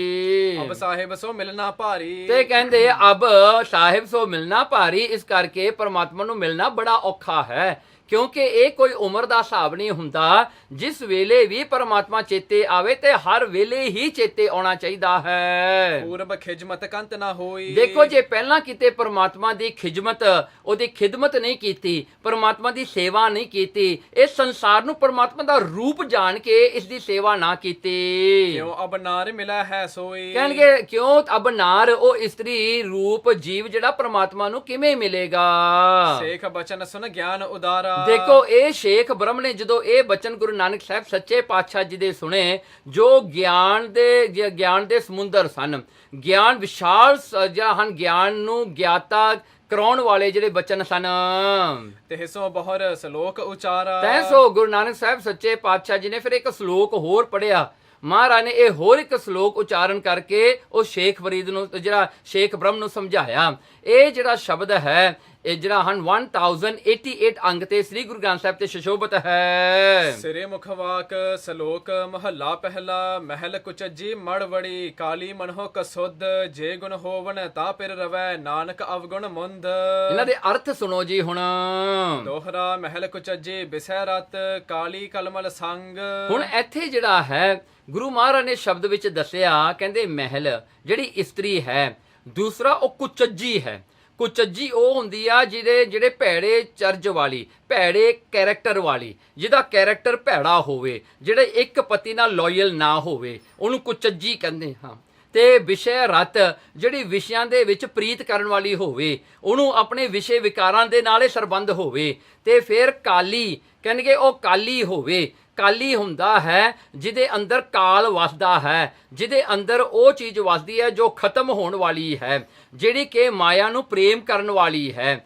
ਤੇ ਕਲਮਲ ਸੰਗ, ਜਿਹੜੀ ਪਾਪਾਂ ਦੇ ਨਾਲ ਰਤੀ ਹੋਈ ਹੈ, ਮਿਲੀ ਹੋਈ ਹੈ। ਦ્વੈਤ ਹਿਰਦੈ ਬਦ ਬੋਏ ਅਤ, ਕਿਉ ਮਾਣੈ ਪਿਰ ਰੰਗ। ਦੇਖੋ ਜਿਹੜੀ ਇਸਤਰੀ ਤੋਂ ਜਿਹੜੀ ਦ્વੈਤ ਭਾਵਨਾ ਹੈ, ਡਾਊਟ, ਜਿਹੜੀ ਡਾਊਟ ਹੈ, ਉਹਦੀ ਬੁਦਬੂ ਆਉਂਦੀ ਹੋਵੇ, ਜਿਹਦੇ ਵਿੱਚ ਇੰਨਾ ਡਾਊਟ ਹੈ ਕੋਈ ਵੀ ਚੀਜ਼ ਨੂੰ ਮੰਨੇ ਨਾ, ਇੱਕ ਆਪਣੇ ਪਤੀ ਨੂੰ ਵੀ ਮੰਨਣ ਨੂੰ ਤਿਆਰ ਨਾ ਹੋਵੇ। ਕਿਉਂ ਮਾਨੈ ਪਿਰ ਸੰਗ, ਉਹਨੂੰ ਆਪਣੇ ਪਤੀ ਦਾ ਕਿਵੇਂ ਸੰਗ ਪ੍ਰਾਪਤ ਹੋਵੇਗਾ, ਪਿਆਰ ਪ੍ਰਾਪਤ ਹੋਵੇਗਾ। ਚੌਪੇ ਕੰਤ ਸੁਗੜ ਉਸ ਨਾਕ ਮਨੋਗ। ਦੇਖੋ ਕੰਤ ਜਿਹੜਾ ਪਰਮਾਤਮਾ ਪਤੀ ਹੈ, ਕਹਿੰਦੇ ਸੁਗੜ ਉਸ ਨਾਕ, ਕਹਿਣ ਲੱਗੇ ਉਹ ਜਿਹੜਾ ਪਤੀ ਹੈ ਉਹ ਸ਼ੁਭ ਗੁਣਾ ਵਾਲਾ ਹੈ, ਉਹ ਚੰਗਿਆਈਆਂ ਦਾ ਜਿਹੜਾ ਹੈ ਮੂਰਤ ਹੈ ਉਹ ਪਰਮਾਤਮਾ। ਕਹਿੰਦੇ ਉਸ ਨਾਕ, ਤੇ ਫਿਰ ਅੱਗੇ ਮਨੋਗ, ਉਹ ਸੁੰਦਰ ਹੈ ਜੋ ਪਤੀ ਪਰਮਾਤਮਾ ਹੈ। ਜਾਨਤ ਧਨ ਨਹਿ ਰਾਵਨ ਜੋਗ। ਦੇਖੋ ਇਸਤਰੀ ਜਿਹੜੀ ਹੈ, ਜਿਸ ਨੂੰ ਉਹ ਮਿਲਣਾ ਚਾਹੀਦਾ ਉਹਨੂੰ ਨਹੀਂ ਮਿਲ ਰਹੀ, ਆਸ ਆਪਣੀ ਝੂਠੇ ਪਤੀਆਂ ਤੇ ਰੱਖਦੀ ਹੈ, ਹੋਰਾਂ ਮਰਦਾਂ ਤੇ ਰੱਖਦੀ ਹੈ, ਉਹਨੂੰ ਆਪਣੇ ਪਤੀ ਤੇ ਕੋਈ ਜਿਹੜਾ ਭਰੋਸਾ ਨਹੀਂ ਹੁੰਦਾ ਜਿੱਤੋਂ ਸਭ ਕੁਝ ਮਿਲਣਾ ਹੈ। ਤਜ ਤਹਿ ਨਾਰ ਸੁਚੱਜੀ ਜੋ। ਇਸ ਕਰਕੇ ਤਜ ਤਹਿ ਨਾਰ, ਫਿਰ ਉਹ ਨਾਰ, ਉਹ ਇਸਤਰੀ ਨੂੰ ਛੱਡ ਕੇ ਉਹ ਪਤੀ ਜਿਹੜਾ ਇੱਕ ਸੱਚੀ ਇਸਤਰੀ ਦੀ ਭਾਲ ਕਰਦਾ ਹੈ, ਉਹ ਫਿਰ ਮੰਨਦਾ ਹੈ ਕਿ ਮੈਨੂੰ ਇੱਕ ਸੱਚੀ ਲਾਇਲ ਇਸਤਰੀ ਚਾਹੀਦੀ ਹੈ। ਸਤ ਸਿੰਗਾਰ ਜਹ ਰਬ ਹੈ ਸੋ, ਜਿਹਦੇ ਅੰਦਰ ਸਤ, ਸੰਤੋਖ, ਦਇਆ, ਧਰਮ, ਵਿਚਾਰ, ਐਸੇ ਜਿਹੜੇ ਦੈਵੀ ਗੁਣਾ ਰੂਪੀ ਸ਼ਿੰਗਾਰ ਹੋਵੇ, ਤੇ ਰਬ ਹੈ ਸੋ, ਉਹਨੂੰ ਹੀ ਪਤੀ ਜਿਹੜਾ ਹੈ ਰਬ ਦਾ ਹੈ ਅਪਣਾਉਂਦਾ ਹੈ। ਇਸੇ ਪ੍ਰਕਾਰ ਕਰਕੇ ਪਰਮਾਤਮਾ ਵੀ ਉਹਨਾਂ ਦਾ ਹੈ ਜਿਹੜੇ ਪਰਮਾਤਮਾ ਤੇ ਭਰੋਸਾ ਰੱਖਦੇ ਨੇ, ਜਿਹੜਾ ਹਨ ਉਹਨਾਂ ਦਾ ਭਰੋਸਾ ਕੇਵਲ ਤੇ ਕੇਵਲ ਪਰਮਾਤਮਾ ਤੇ ਬੱਝਿਆ ਹੋਇਆ, ਬੰਨਿਆ ਹੋਇਆ ਹੈ। ਕਾਮ ਕ੍ਰੋਧ ਲੋਭ ਅਹੰਕੂਰ। ਦੇਖੋ ਜਿਹੜਾ ਕਾਮ ਹੈ, ਲਸਤ ਹੈ, ਕ੍ਰੋਧ ਅੰਗ ਹੈ, ਲੋਭ ਜਿਹੜਾ ਗ੍ਰਿਟ ਹੈ, ਹੰਕਾਰ ਜਿਹੜਾ ਈਗੋ ਈਗੋ ਹੈ, ਇਹ ਸਾਰਾ ਜਿੰਨਾ ਝੂਠ ਦਾ ਪਸਾਰਾ ਹੈ। ਮਲ ਕੁਚਾਲ ਕੀ ਕੀਨ ਜੇ ਦੂਰ। ਦੇਖੋ ਮਲ ਤੇ ਕੁਚਾਲ, ਇਹ ਮਲ ਜਿਹੜੀ ਮੈਲ ਨੂੰ ਇਕੱਠੀ ਕਰਨ ਵਾਲੀ, ਮੈਲ ਦੀ ਜਿਹੜੀ ਇੱਛਾ ਹੋਣੀ, ਤੇ ਕੁਚਾਲ ਭੈੜੀਆਂ ਚਾਲਾਂ ਜਿਹੜੀਆਂ ਹਨ,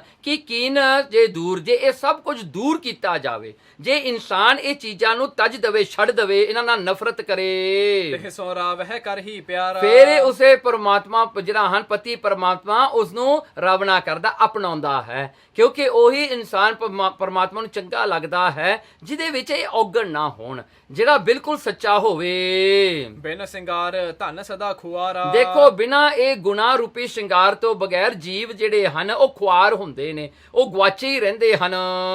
ਕੰਤ ਵਿਖੈ ਲਖ ਦੋਸ ਨਾ ਕੋ। ਦੇਖ ਪਰ ਇੱਕ ਗੱਲ ਹੈ, ਦੇਖੋ ਪਤੀ ਵਿੱਚ, ਪਤੀ ਪਰਮਾਤਮਾ ਵਿੱਚ ਕੋਈ ਦੋਸ਼ ਨਾ ਦੇਖੋ, ਪਰਮਾਤਮਾ ਵਿੱਚ ਕੋਈ ਦੋਸ਼ ਹੈ ਨਹੀਂ, ਦੋਸ਼ ਹੈ ਤਾਂ ਆਪਣੇ ਵਿੱਚ ਹਨ।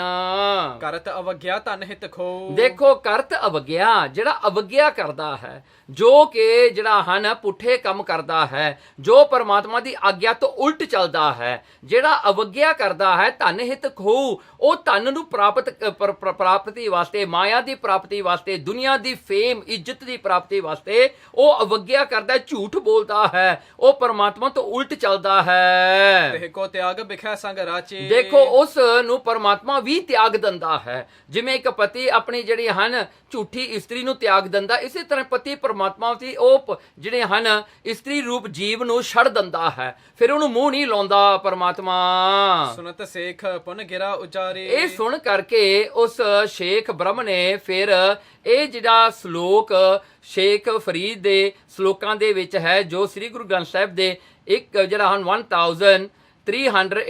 1384 ਅੰਗ ਤੇ ਹੈ, ਉਹ ਪੜਿਆ। ਕਵਣ ਸੋ ਅੱਖਰ ਕਵਣ ਗੁਣ, ਕਵਣ ਸੋ ਮਣੀਆਂ ਮੰਤ, ਕਵਣ ਸੋ ਵੇਸੋ ਹਉ ਕਰੇ, ਜਿਤ ਵਸ ਆਵੈ ਕੰਤ।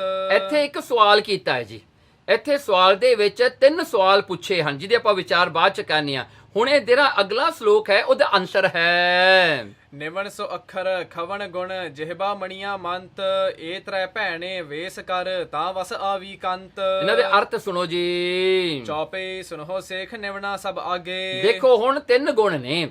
ਸਵਾਲ ਸੀਗਾ ਕਵਣ ਸੋ ਅੱਖਰ, ਕਹਿੰਦੇ ਅੱਖਰ ਕਿਹੜਾ ਹੈ। ਹੁਣ ਇਹ ਜਿਹੜਾ ਹੈ ਇੱਕ ਇਸਤਰੀ ਪੁੱਛਦੀ ਹੈ ਕਿ ਮੈਂ ਕੀ ਕਰਾਂ ਜਿਹਦੇ ਕਰਕੇ ਮੇਰਾ ਪਤੀ ਮੇਰੇ ਨਾਲ ਪ੍ਰੇਮ ਕਰੇ, ਮੇਰਾ ਪਤੀ ਜਿਹੜਾ ਹੈ ਮੇਰੇ ਨਾਲ ਬਹੁਤ ਸਾਰਾ ਪ੍ਰੇਮ ਕਰੇ, ਮੈਨੂੰ ਮੇਰੇ ਵਿੱਚ ਕਿਹੜੇ ਗੁਣ ਚਾਹੀਦੇ ਹਨ।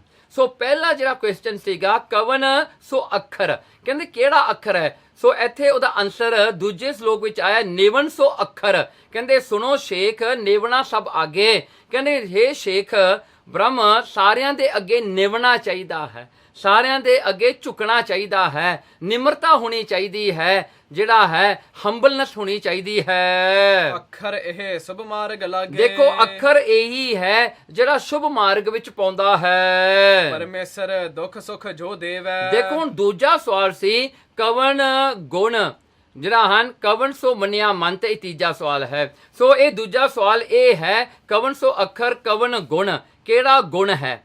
ਤੇ ਫਿਰ ਅੱਗੇ ਕਵਨ ਸੋ ਮੰਨਿਆ ਮੰਤ, ਕਵਨ ਸੋ ਵੇਸ ਹਉ ਕਰੀ, ਜਿਤ ਵਸ ਆਵੈ ਕੰਤ।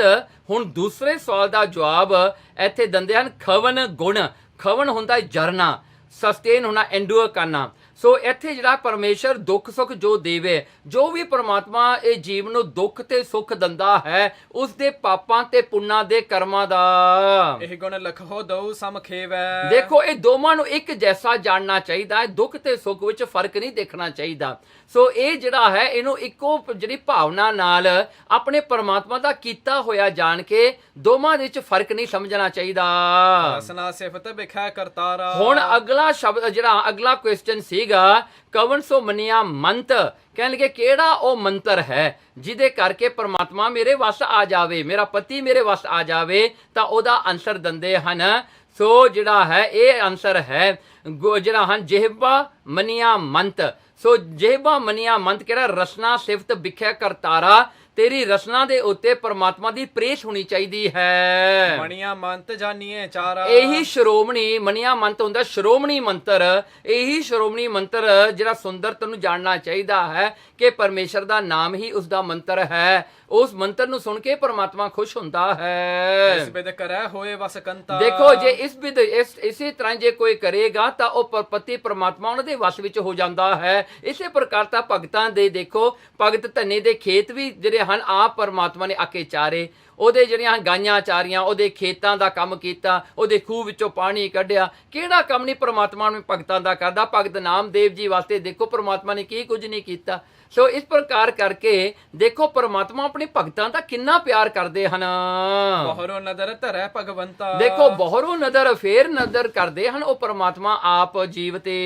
ਕਹੈ ਸੇਖ ਕਰਕੇ ਸੋ ਨਿਬੇਰਾ। ਉਸ ਵੇਲੇ ਇਹ ਸ਼ੇਖ ਨੇ ਕਿਹਾ ਕਰਕੇ ਸੋ ਨਿਬੇਰਾ। ਸੋ ਉਹ ਸ਼ੇਖ ਬ੍ਰਹਮ ਕਹਿੰਦਾ ਜੇ ਨਿਬੇਰਾ ਤੁਸੀਂ ਫੈਸਲਾ ਜੇ ਕਰੋ ਤਾਂ ਫਿਰ ਬਹੁਰ ਰਲਾਇਓ ਸਗਰੋ ਝੇਰਾ। ਫਿਰ ਝੇੜਾ ਜਿਹੜਾ ਹੈ ਅੱਗੇ ਜਿਹੜਾ ਅੱਗੇ ਆਉਣਾ ਹੈ ਪਰਲੋਕ ਦੇ ਵਿੱਚ, ਬਹੁਰ ਰੁਲਾਇਓ, ਉਹ ਸਾਰਾ ਜਿਹੜਾ ਝਗੜਾ ਮਿਟ ਜਾਂਦਾ ਹੈ। ਸੇਵਾ ਤੇ ਹੈ ਨਦਰ ਅਪੇਵਾ। ਦੇਖੋ ਸੇਵਾ ਕੀਤੀਆਂ ਹੀ ਪਰਮਾਤਮਾ ਦੀ ਜਿਹੜੀ ਅਭੇਵਾ, ਸੇਵਾ ਦੇ ਨਾਲ ਹੀ ਜਿਹੜਾ ਹਨ ਭੇਵ ਰਹਿਤ ਪਰਮਾਤਮਾ ਦੀ ਨਜ਼ਰ ਹੁੰਦੀ ਹੈ। ਦੋ ਨਦਰ ਤੇ ਹੋਵੇ ਸੇਵਾ। ਹੁਣ ਸ਼ੇਖ ਬ੍ਰਹਮ ਨੇ ਇੱਕ ਸਵਾਲ ਪੁੱਛਿਆ। ਦੇਖੋ ਬੜਾ ਸੁੰਦਰ ਇਹ ਸਵਾਲ ਹੈ। ਕਹਿੰਦਾ ਕਿਦੋਂ ਨਜ਼ਰ ਤੇ ਹੋਵੇ ਸੇਵਾ। ਕਹਿੰਦੇ ਜੀ ਸੇਵਾ ਦੀ ਤੁਸੀਂ ਗੱਲ ਕਰਦੇ ਹੋ, ਪਰਮਾਤਮਾ ਨੂੰ ਚੇਤੇ ਕਰਨਾ, ਪਰਮਾਤਮਾ ਦੀ ਸੇਵਾ ਕਰਨੀ। ਹੁਣ ਇੱਥੇ ਸ਼ੇਖ ਬ੍ਰਹਮ ਨੇ ਦੋ ਸਿਨਾਰੀਓ ਦੀ ਗੱਲ ਕੀਤੀ ਹੈ। ਕਹਿੰਦੇ ਦੇਖੋ ਕਿਦੋਂ ਨਜ਼ਰ ਤੇ ਹੋਵੇ ਸੇਵਾ।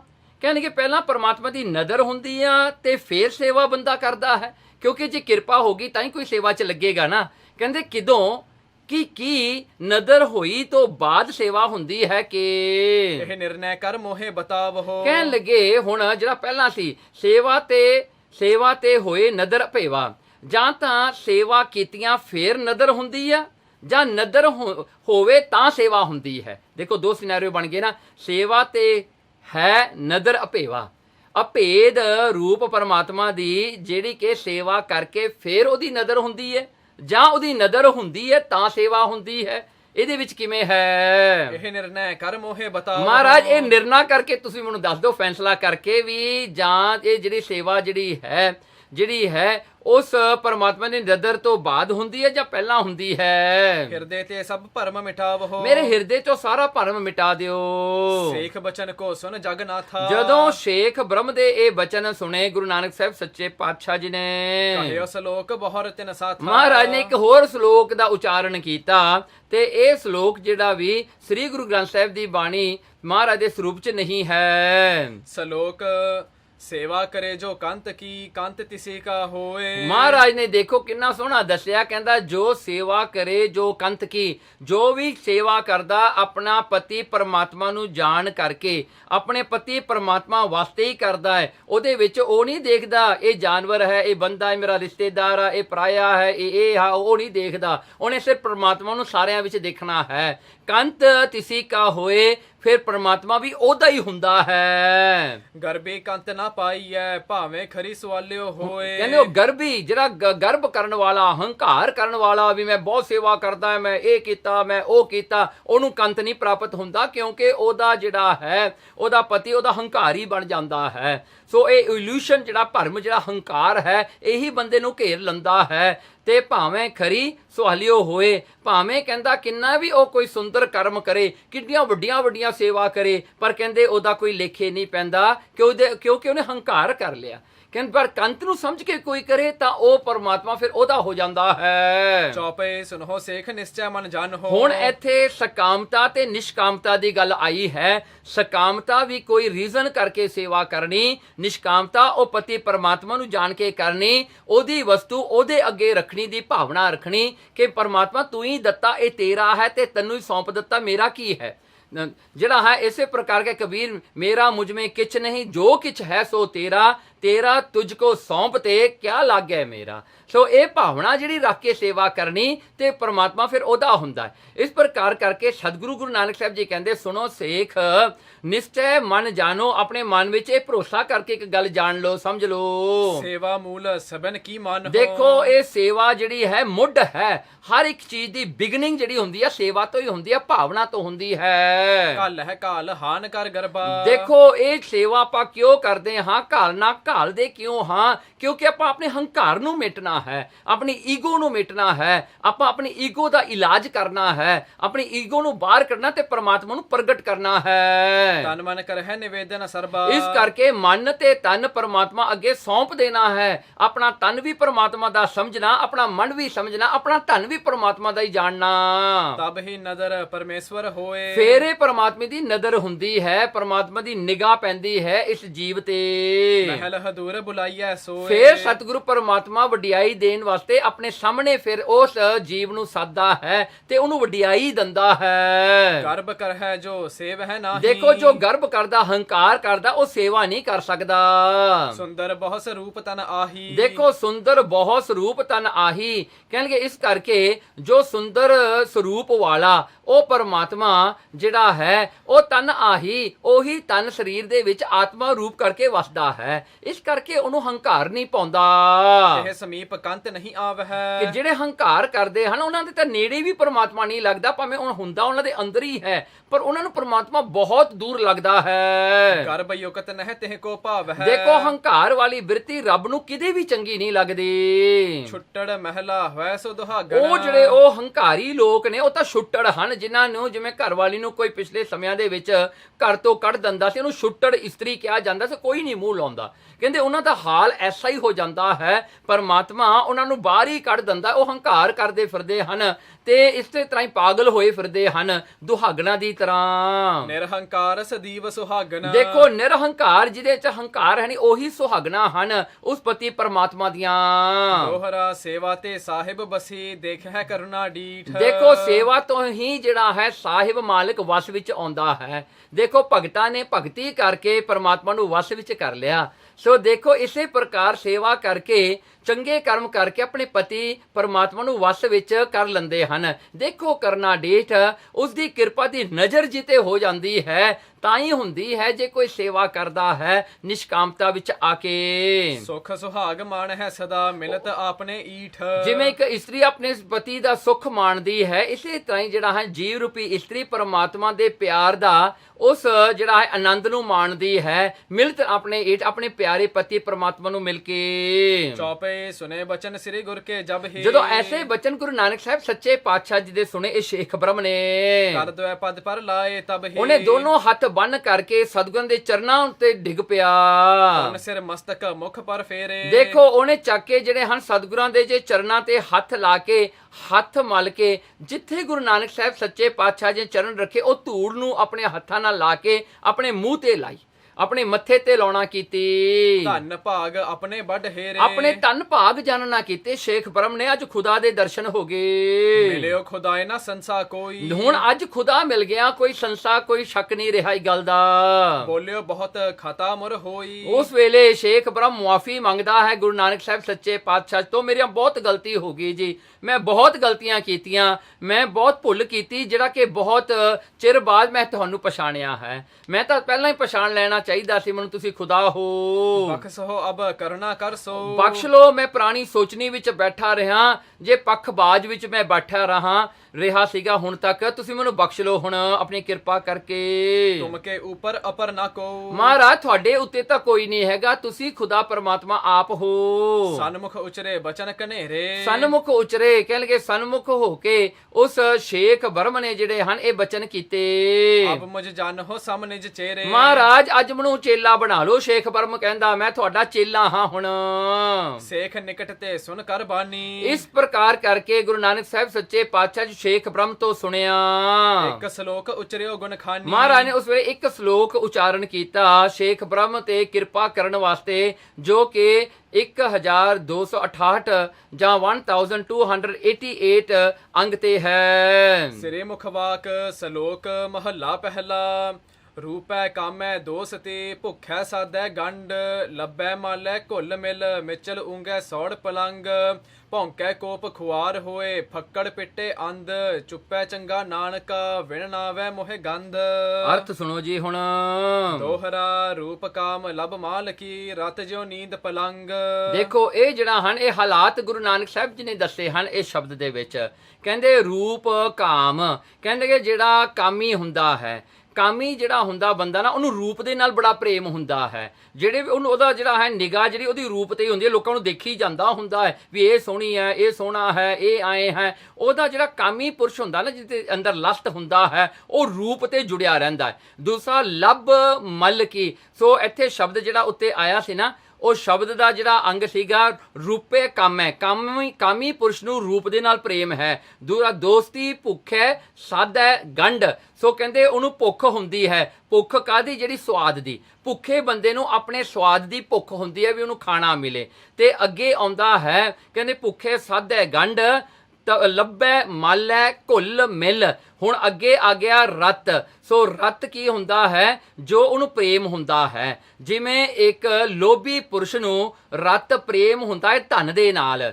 ਜਿਉਂ ਨੀਂਦ ਪਲੰਗ, ਜਿਸ ਤਰ੍ਹਾਂ ਕਰਕੇ ਉਂਗੇ ਸੌੜ ਪਲੰਗ, ਕਹਿਣਗੇ ਜਿਵੇਂ ਨੀਂਦ ਆਉਂਦੀ ਬੰਦੇ ਨੂੰ, ਪਲੰਗ ਜਿਹੜਾ ਮਿੰਜਾ ਬੜਾ ਚੰਗਾ ਲੱਗਦਾ ਹੈ, ਅੰਨਾ ਪ੍ਰੇਮ ਉਹਨੂੰ ਮਿੰਜੇ ਨਾਲ ਹੁੰਦਾ ਹੈ ਜਿਹਨੂੰ ਨੀਂਦ ਆਉਂਦੀ ਹੋਵੇ। ਕਿਉਂ ਭਗਤਨ ਕੀ ਹੈ ਸਦਾ ਹਰ ਚਰਚਾ ਕੇ ਸੰਗ। ਦੇਖੋ ਇਹ ਸਾਰੇ ਐਗਜ਼ਾਮਪਲ ਦੇ ਕੇ ਗੁਰੂ ਨਾਨਕ ਸਾਹਿਬ ਸੱਚੇ ਪਾਤਸ਼ਾਹ ਜੀ ਕਿੰਨਾ ਸੋਹਣਾ ਉਪਦੇਸ਼ ਦਿੰਦੇ ਨੇ। ਕਹਿੰਦੇ ਭਗਤਾਂ ਦਾ ਵੀ ਇਸ ਤਰ੍ਹਾਂ ਦਾ ਪਿਆਰ ਪਰਮਾਤਮਾ ਦੇ ਨਾਲ ਹੈ।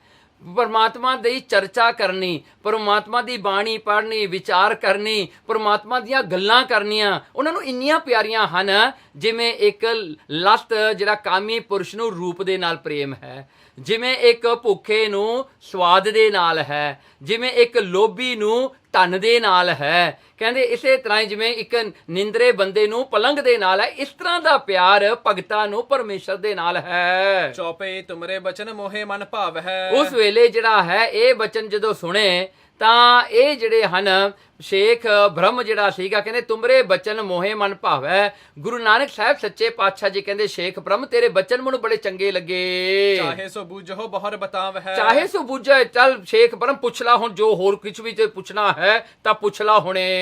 ਇਉ ਸੁਨ ਇਉ ਸੇਖ ਬਹੁਰ ਹਰ ਗਾਥਾ। ਸੋ ਉਸ ਵੇਲੇ ਸ਼ੇਖ ਬ੍ਰਹਮ ਨੇ ਹੋਰ ਵੀ ਖੁਦਾ ਦੀਆਂ ਗੱਲਾਂ, ਪਰਮਾਤਮਾ ਦੀ ਗਾਥਾ ਕਥਾ ਪੁੱਛਣੀ ਕੀਤੀ। ਕਰਤ ਭਇਓ ਸ੍ਰੀ ਨਾਨਕ ਸਾਥਾ। ਮਹਾਰਾਜ ਨਾ ਕਰਦਾ ਰਿਹਾ, ਬੜੀ ਚਰਚਾ ਕੀਤੀ। ਇਸ ਕਰਕੇ ਸ਼ਹੀਦ ਭਾਈ ਮਨੀ ਸਿੰਘ ਨੇ ਗਿਆਨ ਰਤਨਾਵਲੀ ਵਿੱਚ ਲਿਖਿਆ ਹੈ ਕਿ ਕਿੰਨੇ ਹੀ ਸ਼ੱਕੇ ਜਿਹੜੇ ਸਨ, ਜਿਹੜੇ ਕਿ ਜਾਂ ਜਿਹੜੇ ਸ਼ਲੋਕ ਪੌੜੀਆਂ ਮਹੱਲਾ ਜਿਹੜਾ ਹੈ ਉਸ ਆਸਾ ਦੀ ਵਾਰ ਦੇ ਬਹੁਤ ਸਾਰੇ ਇਹੀ ਕੁਐਸਚਨ ਆਨਸਰ ਸਨ ਸ਼ੇਖ ਬ੍ਰਹਮ ਦੇ ਨਾਲ।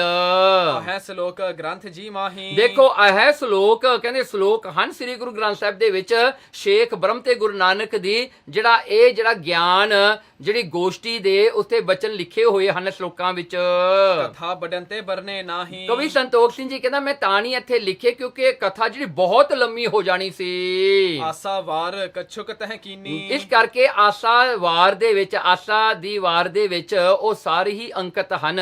ਆਸਾ ਦੀ ਵਾਰ ਦੀ ਬਾਣੀ ਵਿੱਚ ਪੌੜੀਆਂ ਵਿੱਚ ਆਉਂਦੇ ਹਨ ਸਾਰੇ।